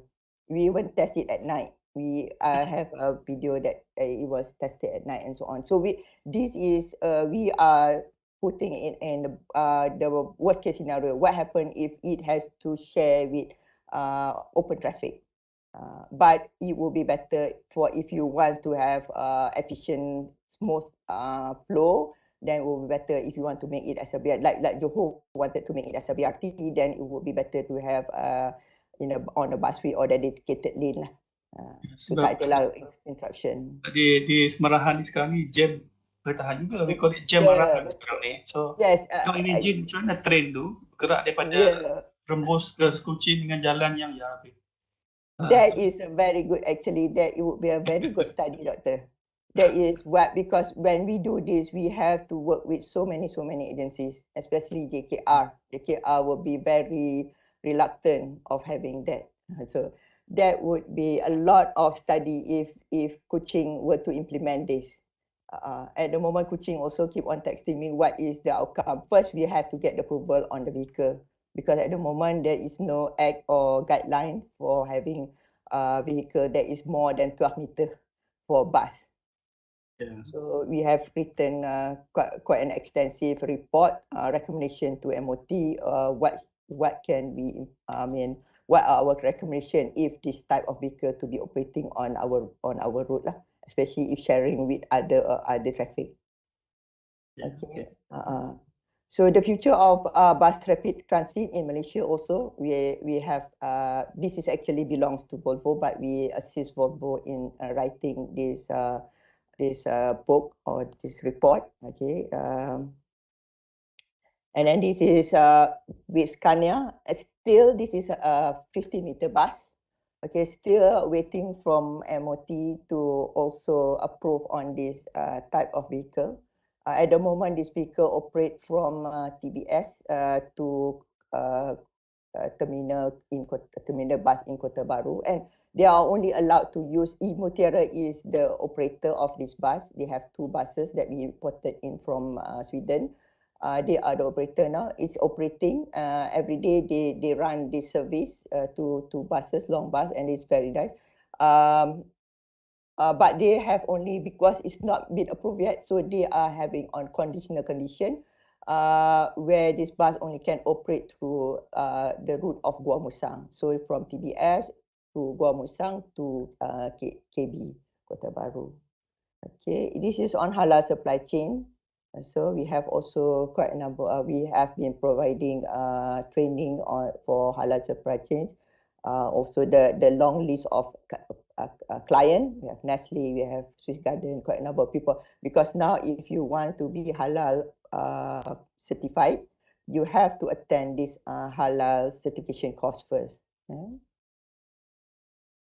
So HSC, a lot.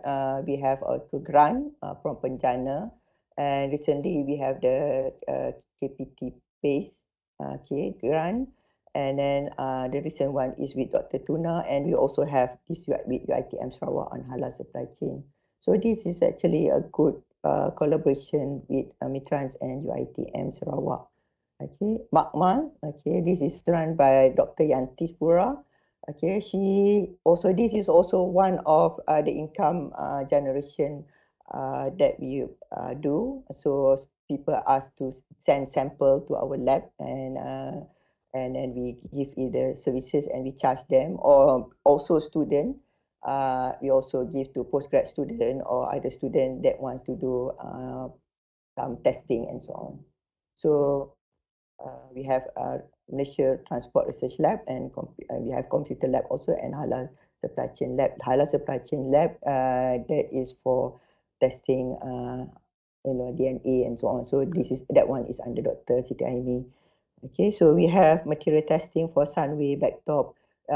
We have done also pavement management. I think Dr. Yantis has a lot of experience on pavement with Malaysia Airport on runway pavement and so on. So yeah.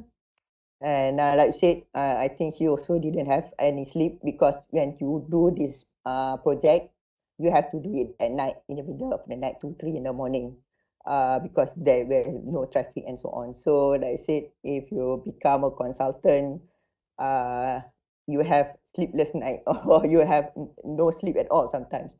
Okay, collaboration. We have quite a number of MOU and MOA. With NIOF also, we do conduct, I think during the MCO, one of the requested training that we have with NIOF is train the trainer. Because if you want to have a certified, HRD, to be a certified HRD trainer, you must apply. I mean, you have to register and attend train the trainer program. Okay.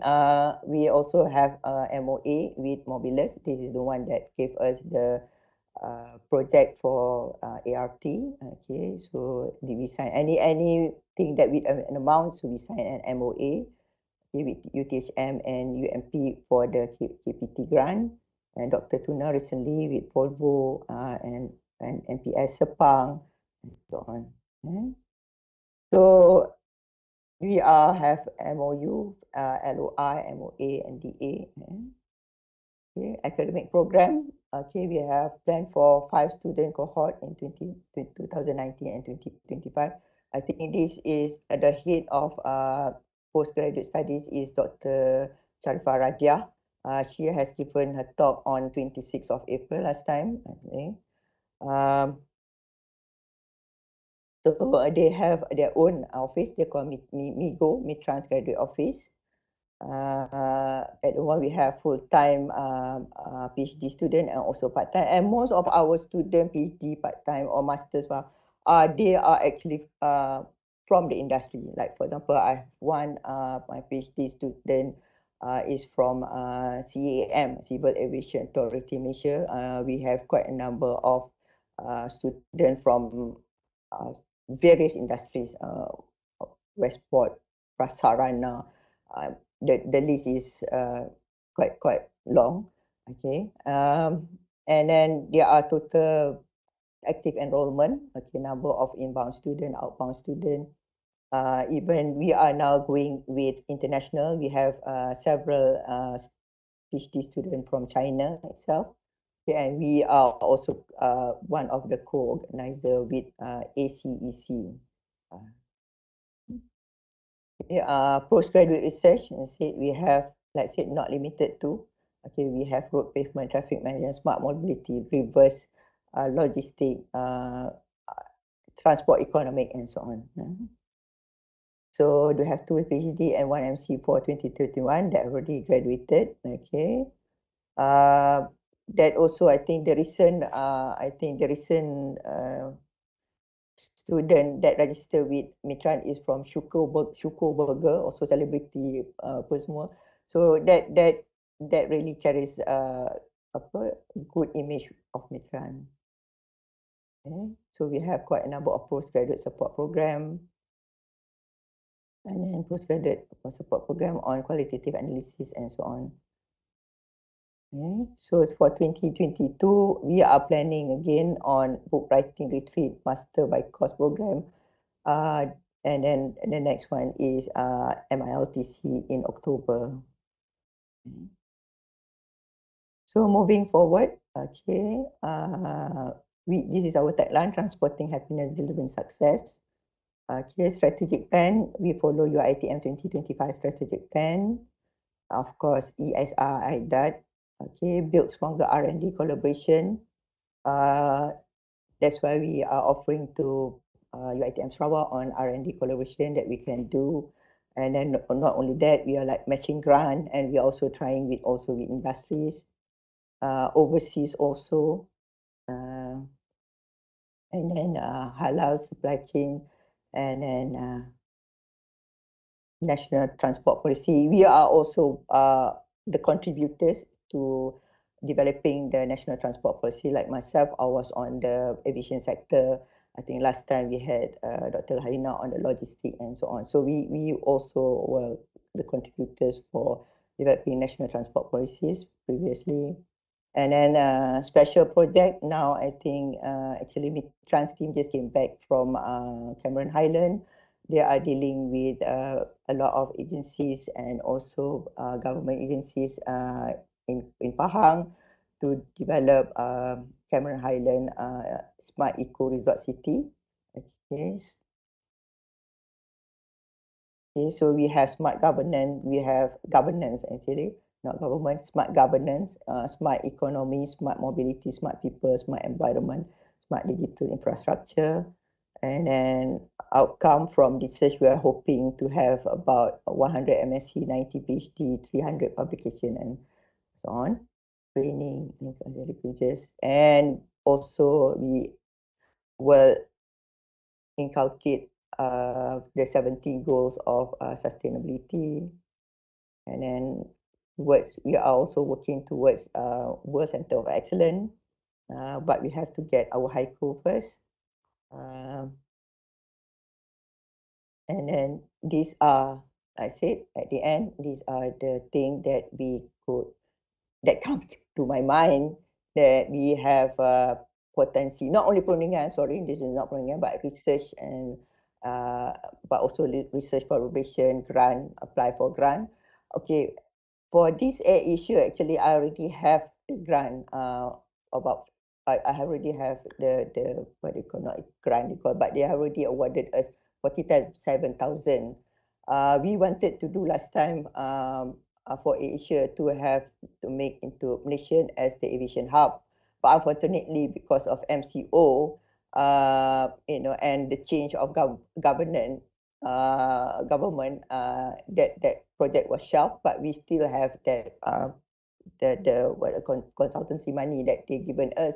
And recently I called back the person in charge of this Asia project, and they are saying that why not, because now he's based in Kuching, and he says, no, why not we have a conference on roles of airline in promoting sustainable tourism through air connectivity.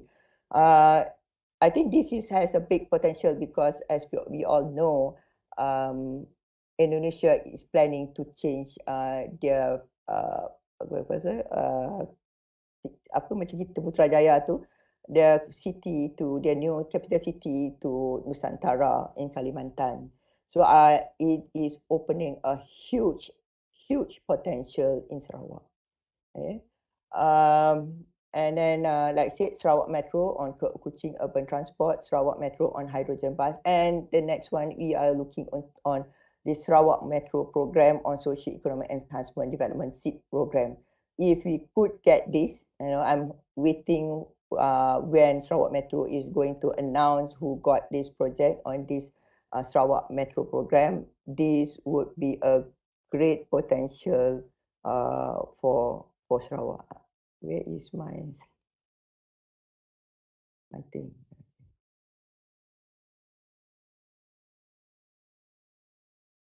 Okay, this would be huge potential because they are. I suggest that you go through this. These are because what if we could get this project? It will, because we need to have anything that we do. We need to have from Sarawak representative. So this seed program, because it covers a lot on strategic partnership, maximization of local content, supply chain development, promotion of transfer of knowledge, and definitely if we could get this project, definitely we need for especially for transfer of knowledge. UiTM Sarawak to be involved. Collaboration in strategic research development and commercialization, facilitation of human resource development. Definitely university will need to come in. And like I said, please go through this on the seed program. It's a huge what do you call project, and it will definitely, we need people from Sarawak, because anything that we have to do in Sarawak, we need a representative from Sarawak.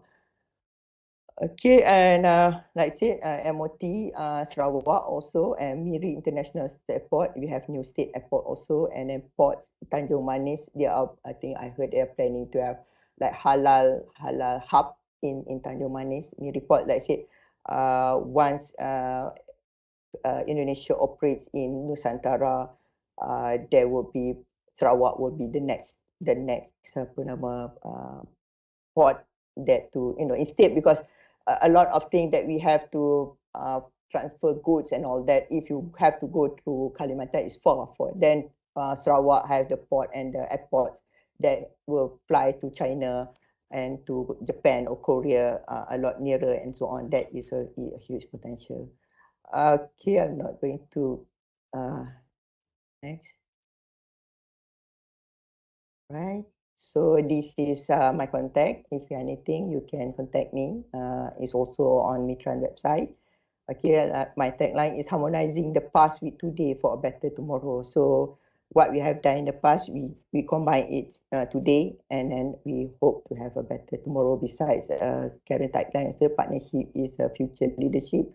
Okay, so that's all from me. Thank you. Thank you.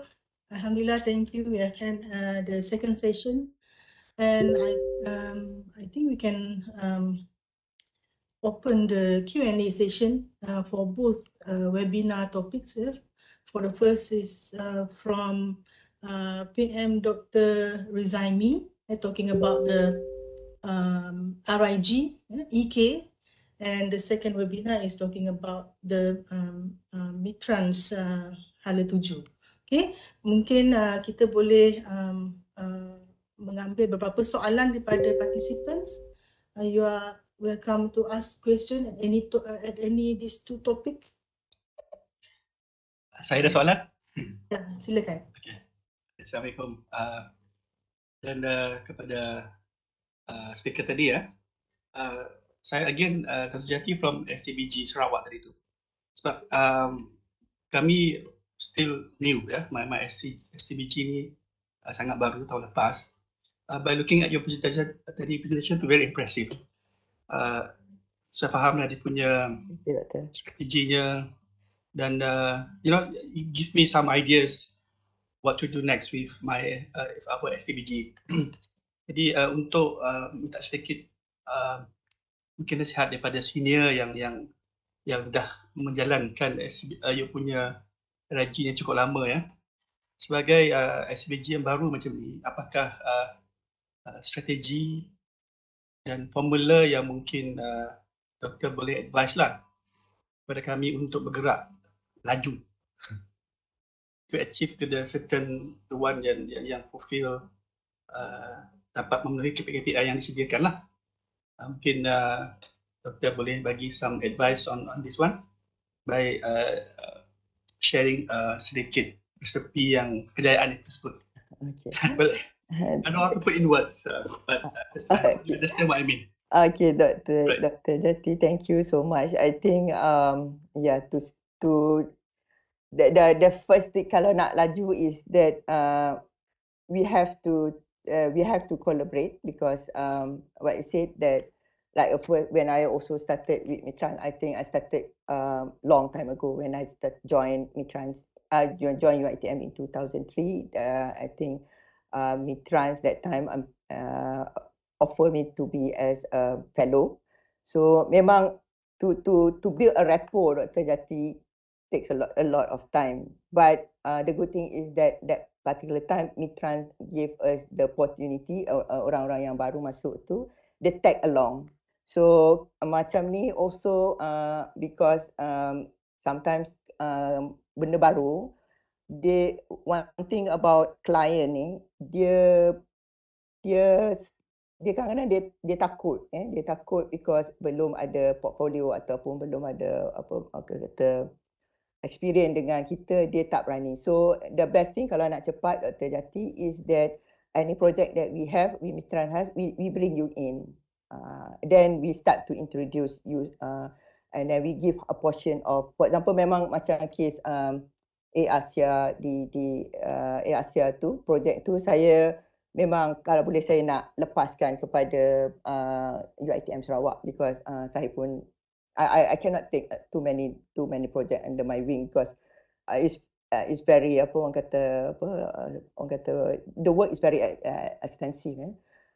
Jadi kalau macam tu kita boleh join sekali bila ada meeting dan sebagainya, saya bawa members daripada any RIG ataupun COE daripada Sarawak dan sebagainya, kita join sekali and kita perkenalkan, MITRANS perkenalkan these other team member and so on, and then we start, and then after that we can pass to you, but then after that when you have already shown some report ataupun success story ke apa, then insyaAllah the thing will come. It is dengan klien ni dia memang especially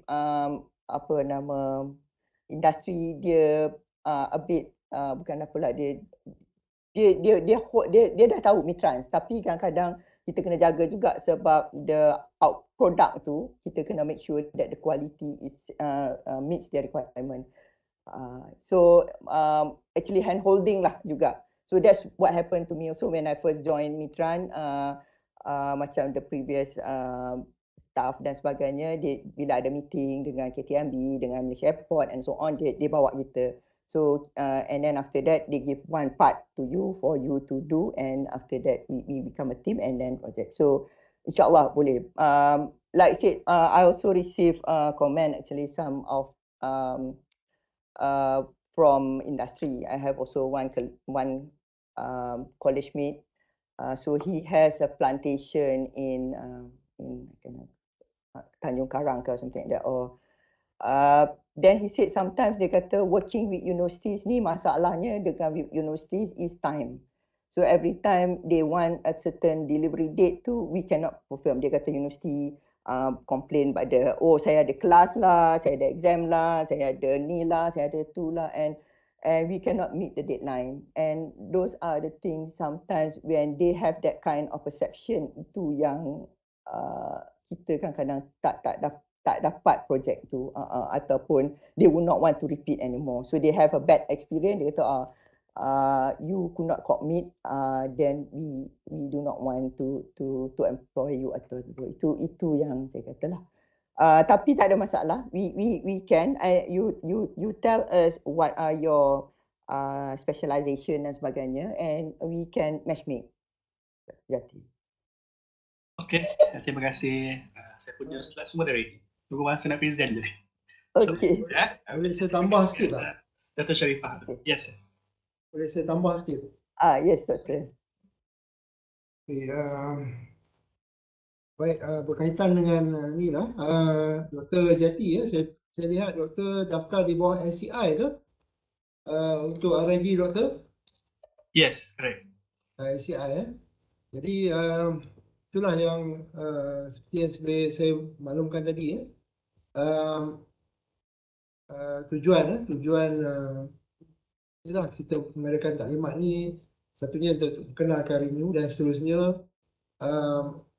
kita nak tambahkan minat para pensyarah untuk mengadakan ataupun menjalankan penyelidikan in this area lah, logistics and transportation.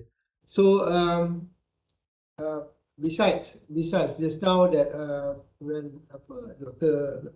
Wan mentioned about the collaboration, okay, so we as the logistics and transportation we also have other activities lah to support our RIG dan RIG.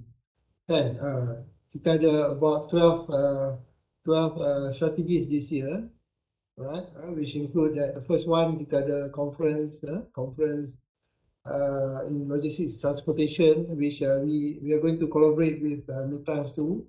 Dan all of our RIG akan diberi tugas untuk handle the track, and then kita akan menggunakan pakai ke semua RIG kita sebagai satunya ialah ahli kepada conference. Itu yang pertama.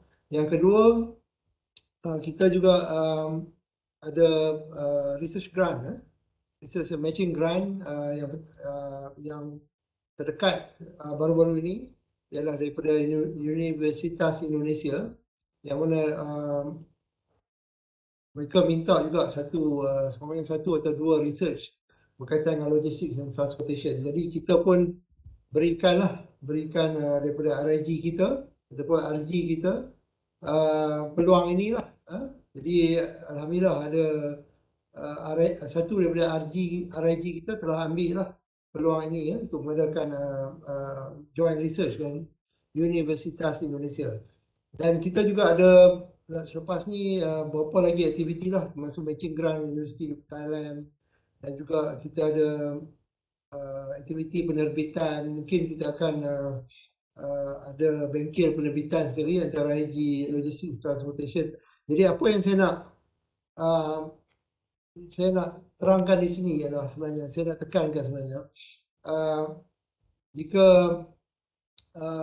berminat mungkin doktor boleh fikirkan sama ada, saya tak pasti, saya nampak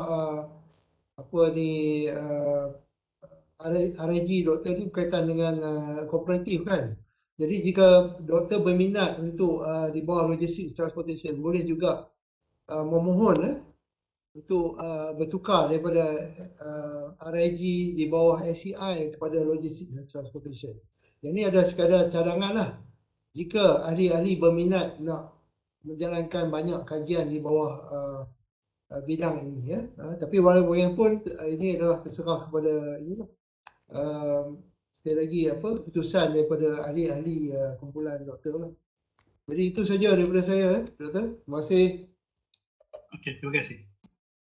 Okey, terima kasih. Ada lagi soalan? Kita buka.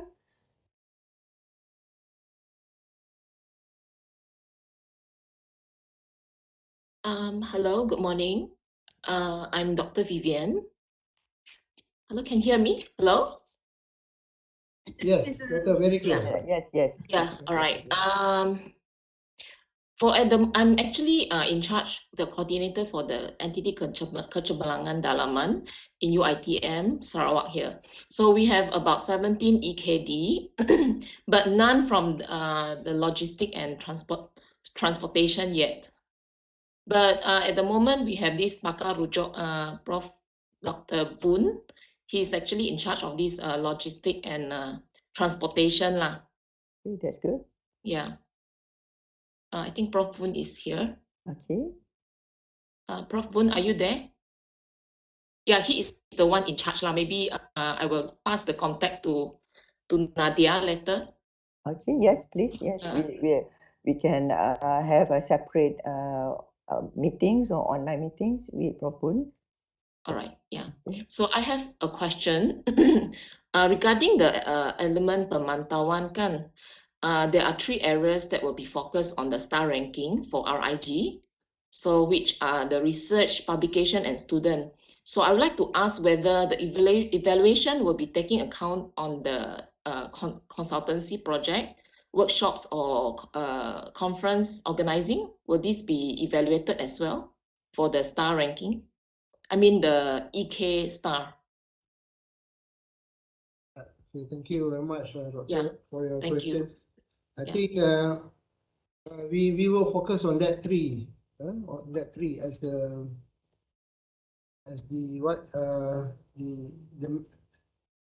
measurement. The measurement that we use just now. I think these 3 are the one that we are looking at in measuring the performance of all RG and RIG.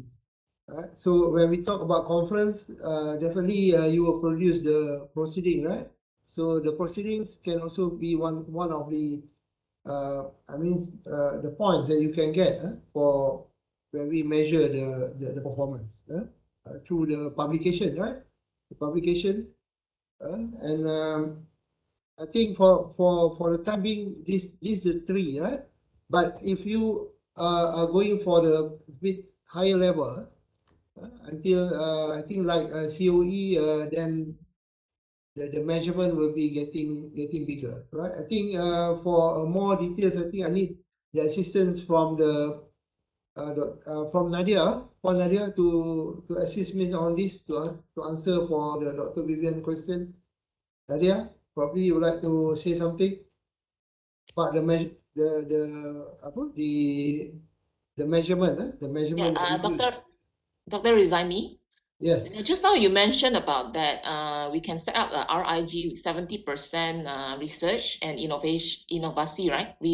Penyelidikan dan inovasi. And another RIG, you can also have 70% consultancy. Yeah, so you can choose either one. Okay. Either So if we choose the 70% consultancy, how is the ranking measurement for the star, EK star? The consultancy, I think they will use different measurement, right? But I don't present it today because most of the RIG that we have are all registered under the research and innovation. But for consultancies, I think different measurement is used. So again, Nadia, are you there, Nadia? Ada, Prof. Nadia? Doktor. Ya, Nadia. Satu soalan pasal apa ni consultancy tadi tu, measurement yang digunakan. Kita tak present di sini kan, sebab there is not the focus for the taklimat ya. But since they have questions, mungkin Nadia boleh terangkan apa measurement yang digunakan untuk consultancy. Dan yang seterusnya itulah yang tadi tu yang Dr. Vivian tanya, besides the three areas yang kita ambil untuk measurement tu, ada kita ambil yang lain tak lagi di peringkat RIG dan RG. Okey, Doktor. Untuk pemantauan prestasi dalaman RG dan juga RG, kalau ikutkan kita berdasarkan instrumen penilaian high COE. Tetapi kita untuk secara dalaman, pemantauan ini kita hanya berdasarkan 3 elemen sahajalah, iaitu geran penyelidikan, penerbitan dan juga penyeliaan. Dan sebagai penambahan yang Dr. Rizaimy komen tadi berkenaan dengan kontrak research, kita juga mengambil kira lah di bahagian geran penyelidikan sekiranya Dr. Vivian ada geran penyelidikan dalam kontrak research, kita ambil kira. Conference tadi Nadia, dimaklumkan tadi conference kita ambil penerbitan ya kan? Betul Doktor. Proceeding saja. Kalau ianya publish dalam jurnal berindeks ke proceeding berindeks, jurnal tidak berindeks, memang kita mengambil kira. Semua yang berdaftar di pejabat TNC PNI lah. Yang kedua on consultancy tadi tu, apa measurement yang digunakan untuk consultancy yang daftar di bawah consultancy ataupun apa ni perkhidmatan Nadia, konsultasi bawah perkhidmatan kan.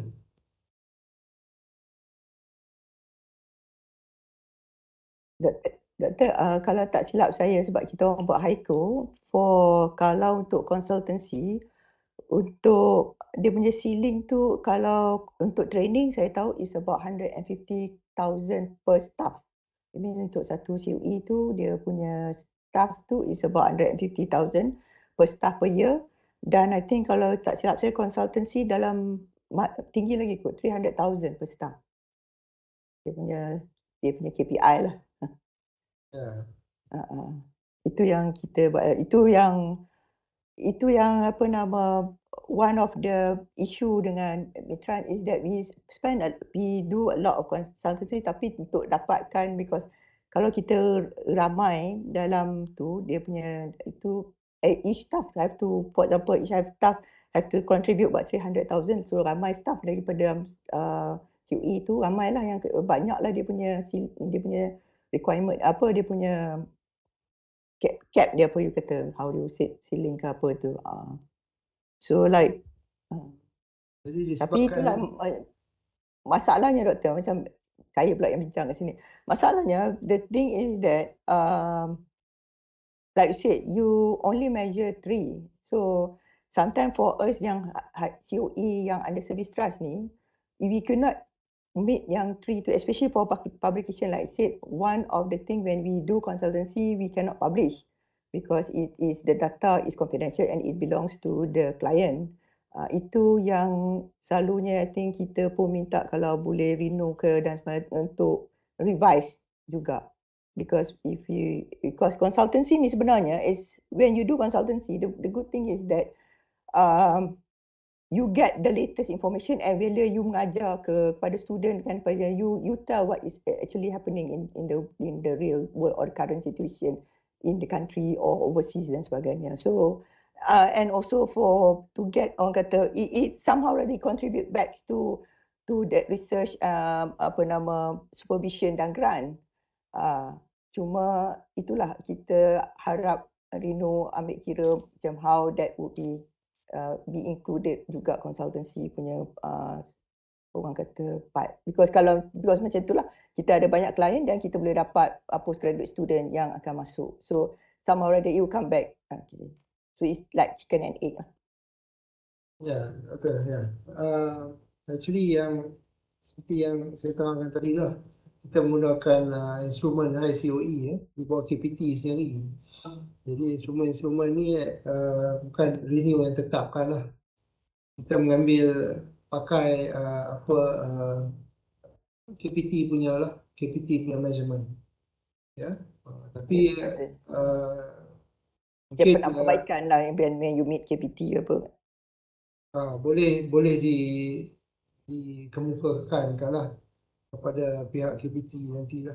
Tapi itulah sejauh mana penerimaannya tu mungkin bukan dalam masa terdekat lah doktor. Kita masih terpaksa gunakan measurement sekarang lah. Even yang high COE sendiri pun menggunakan measurement yang sama kan. Cuma itulah Nadia ada situ kan? Ada doktor? Untuk konsultasi tadi kita masih guna pakai ada elemen lain tak selain daripada 3 ni? Tak ada doktor, memang 3 ini saja kita ambil kira. Untuk konsultasi pun walaupun daftar di bawah perkhidmatan pun kita akan gunakan yang 3 ni juga kan? Betul doktor. Jadi disebabkan itulah saya rasa tak banyaklah yang didaftarkan di bawah perkhidmatan untuk terutamanya RG, RIG. Saya kata boleh kata kesemua Nadia adalah di bawah research dan innovation ya. Kalau ikutkan untuk RG dan RIG ni semuanya di bawah penyelidikan doktor. Kecuali kalau dia dah naik ke COE, kita ada mengikut teras tadi lah, penyelidikan ataupun penyelidikan. Ya. Dia bermula dengan penyelidikan dan inovasi dan setelah dia naik ke COE dia ada pilihan lah. Sama ada nak ke teras perkhidmatan ataupun teras research dan inovasi. Ya, Dr. Vivian, do I answer your questions? Doctor? Yes, very clear already. I understand. Okay. Right. Thank you. Okay, any more question from participants? Ada soalan lagi? Boleh diajukan kepada kedua panel hari ini.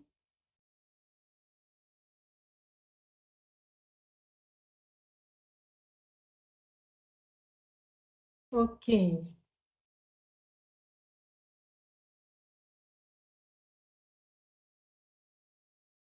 Sekretariat dah berikan link ya untuk taklimat pada hari ini dan beberapa dokumen lah yang berkaitan dengan EK. Saya rasa partisipan boleh merujuk pada link yang diberikan oleh sekretariat. Selain tu, kita masih lagi open untuk Q&A session ya, sebab baru 11.40 ni.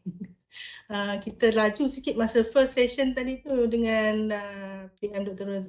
Rizaimy. Beberapa slide tadi tu yang mungkin PM Dr. Rizaimy dah bincangkan. So Mungkin ada few question daripada EK sebab EK ni is very important for us lah untuk penubuhan RIG yang baru, dan UiTM memang sememangnya menggalakkan semua pensyarah termasuk pensyarah muda untuk berkolaborasi, dan kita di pihak MITRANS juga welcome for other participants from Sarawak to collaborate with us. Kalau ada pembentukan RIG baru, dan kita ada pakar yang sebenar dekat sini, so boleh mengambil peluang untuk bertanya terus kepada PM Dr. Rizaimy berkenaan EK dan PM Dr. Wan berkenaan dengan MITRANS.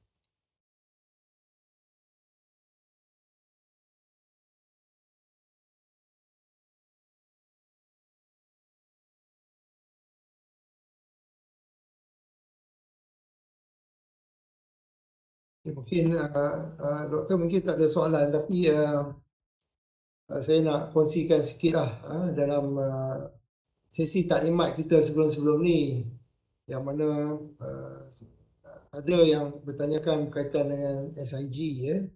Adakah perlu kita kekalkan SIG? Sedia ada untuk dinaikkan ke RIG ya. Jadi sebenarnya dia begini ya. SIG ni ialah untuk sebagai saya boleh katakan sebagai macam incubator lah untuk melahirkan penyelidik yang cemerlang, yang hebat di peringkat kampus Cawangan. Dan jika ianya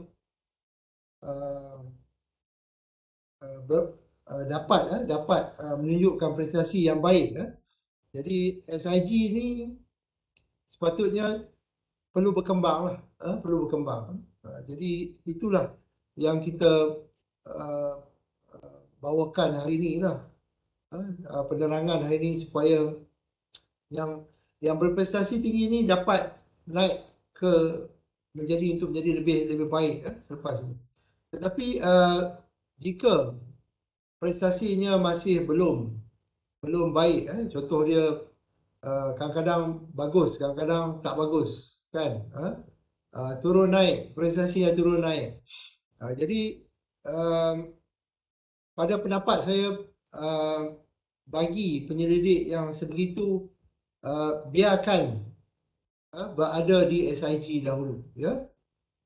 Yang prestasinya belum konsisten, biarkan dulu sehingga dia menjadi lebih baik sebelum dapat kita naikkan ke peringkat seterusnya, iaitu menjadi RIG. Sebab bila dah berada di dalam kategori RIG RIG ini perlu perform supaya satu nak sustain untuk berada di kategori RIG itu sendiri, dan yang kedua RIG semestinya perlukan dana untuk bergerak dengan lebih jauh lagi. Jadi untuk bergerak tu semestinya perlukan dana, dan dana ni seperti saya terangkan tadi kita boleh berikan setelah dia dinaikkan taraf ke RG ya. Jadi itulah selalunya RIG ni perlu bergerak dengan lebih laju supaya dia dapat dinaikkan ke kategori RG dengan lebih cepat. Bila dia berada di RG dan dia dapat grant dan banyak dia boleh buat lagi lah untuk dia kembangkan kumpulan ini untuk menjadi lebih baik. Jadi itulah saranan saya, yang prestasi yang bagus saja yang kita cuba naikkan taraf ke RIG ya. Yang masih belum konsisten ni biarkan di SIG dulu lah ya. Itu sajalah daripada saya ya. Sedikit penerangan lah. Baik, terima kasih PM Dr. Rizaimy. Saya rasa ada soalan lagi? Kita masih membuka peluang untuk memberi soalan lah pada panel. Ya, Assalamualaikum. Saya Nuzawani daripada Fakulti Sains Kesihatan. Saya nak bertanya, adakah sekiranya kita ingin mendaftar ahli, kena melalui Entiti Kecemerlangan Sarawak dulu atau boleh secara terus kepada MITRANS lah? Itu sahaja soalan saya. Terima kasih. Baik, mungkin saya perlu jawab di sini. Ada sedikit kekeliruan sikit. Nur Zawani, doktor ke? Doktor ke? Teknologis. Oh, teknologis. Okey. Ada sikit kekeliruan di sini sebenarnya.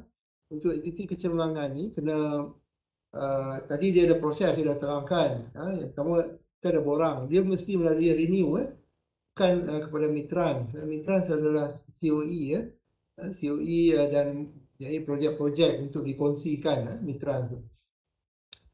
Untuk penubuhan RIG kena pertamanya isi borang dan kemudian perlu mendapat kelulusan daripada kampus dahulu melalui bahagian PJI dan mendapat kesokongan daripada jawatan kuasa penyelidikan negeri. Setelah disokong, diluluskan, barulah permohonan itu dihantar ke pejabat ReNeU dan kita akan memprosesnya. Jadi bukanlah ke MITRANS. Itu yang saya nak terangkan.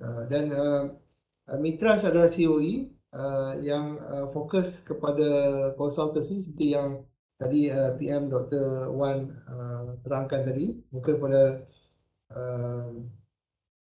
perkhidmatan services dan salah satunya ialah konsultasi dan MITRANS mempunyai projek untuk dijalankan secara kerjasama kerjasama dengan para pensyarah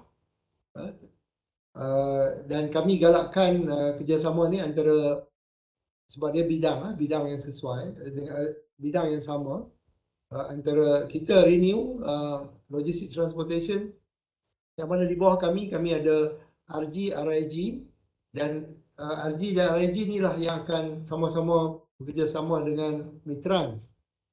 Dan MITRANS juga boleh bekerjasama dengan pensyarah-pensyarah yang lain juga kan. Tapi yang lebih baik sekali ialah pensyarah itu sendiri perlu mempunyai minat dalam bidang ini lah. Salah satunya ialah apa? Jika boleh para pensyarah yang berminat ni dapat tukarkan ke bidang logistics and transportation bidang yang bidang yang diminati oleh pensyarah sendiri Kalau sekarang ni di SCI kita cadangkan untuk ditukarkan kepada logistics and transportation. Kita data-data ini kita akan gunakan juga bila kita nak membuat apa-apa tawaran kepada pensyarah berkaitan dengan bidang-bidang ni.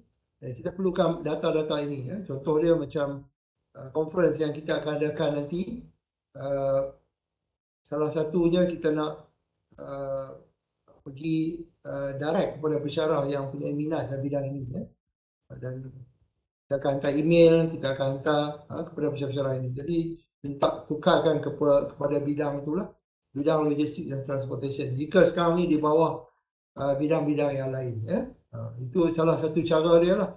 Supaya nanti banyak lagi kerjasama yang kita boleh adakan dengan pensyarah yang di bidang logistik dan transportation.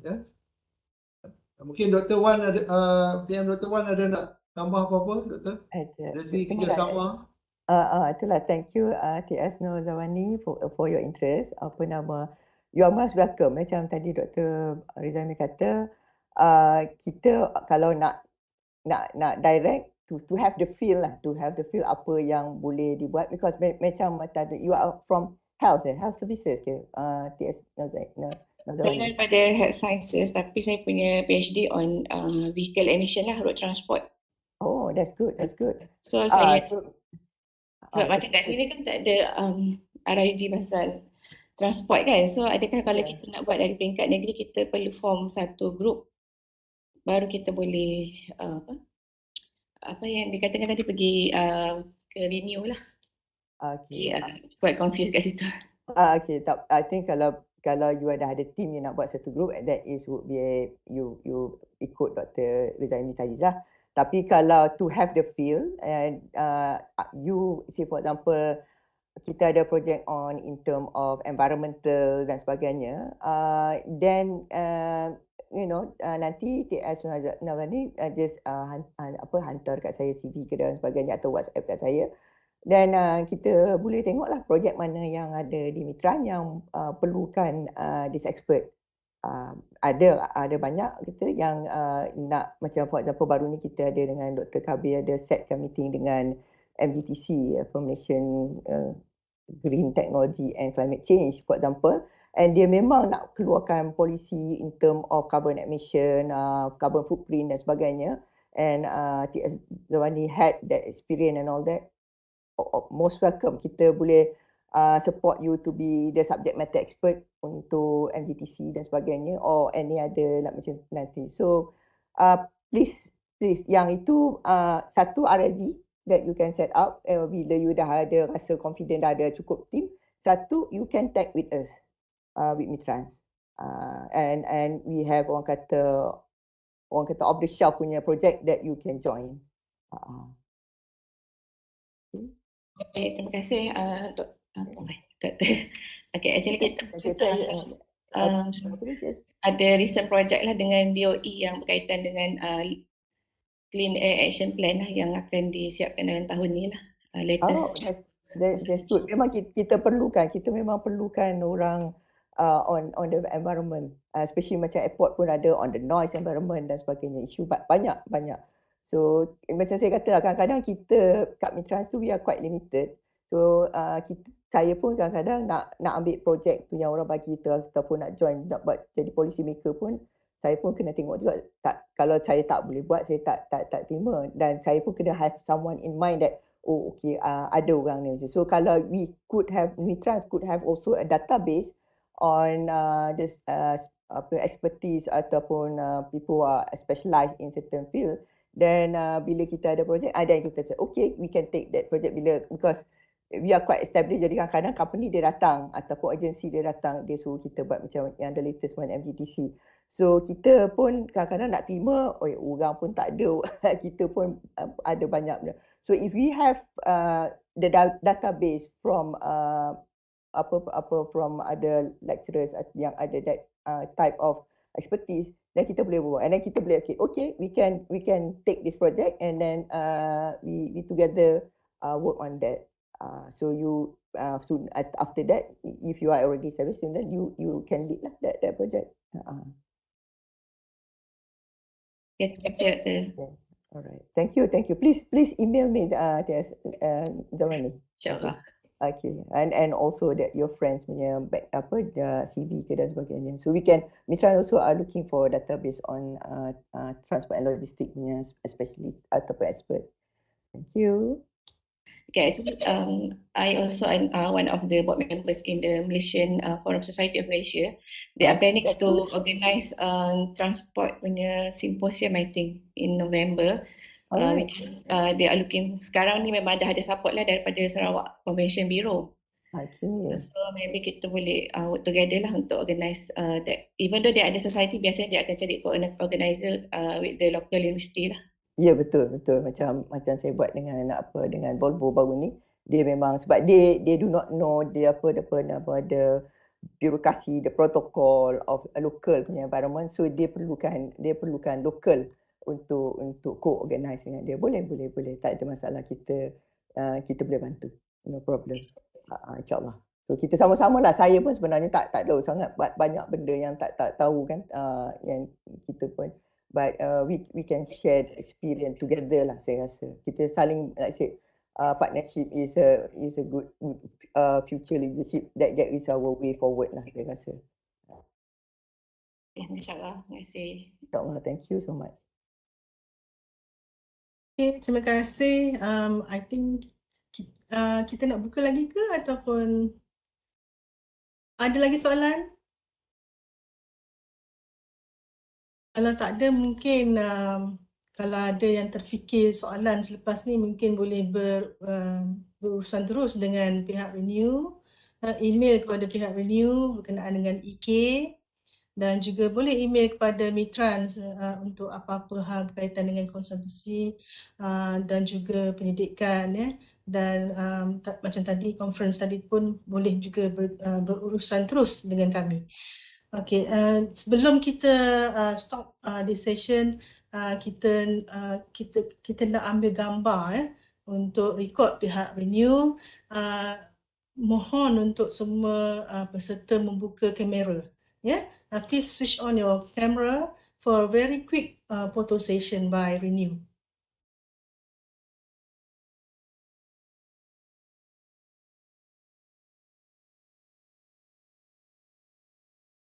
Okay, ready semua?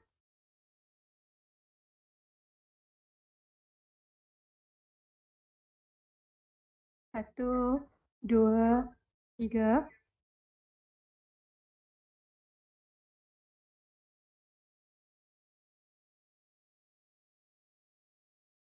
Okay, sekali lagi. Satu, dua, tiga. Okay, selesai, Doktor. Alright, terima kasih Sekretariat. Terima kasih. Saya rasa selepas ini mungkin pihak Sekretariat ReNeU akan ada lagi topik-topik yang berkaitan dan akan invite semua partisipan untuk involve sekali lagi, ya. Selepas ni, ya, PM Dr. Rizaimy, insyaAllah. Ya, mesti. Dengan UiTM Cawangan Sarawak, kita akan adakan lagi lah sesi-sesi yang seterusnya selepas ini, ya, insyaAllah. Jadi itulah, tak terlewat juga saya nak ucapkan lah selamat Hari Raya Mahzir Batin, ya.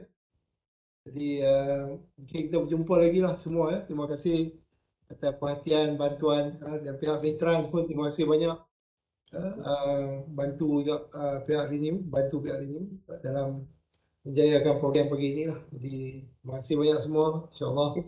Terima kasih Dr. Zaharah jemput kita. Terima kasih. Maybe nanti boleh buat trip lah ke Kuching Sarawak, nanti ke UiTM Sarawak. Boleh, boleh, insyaAllah.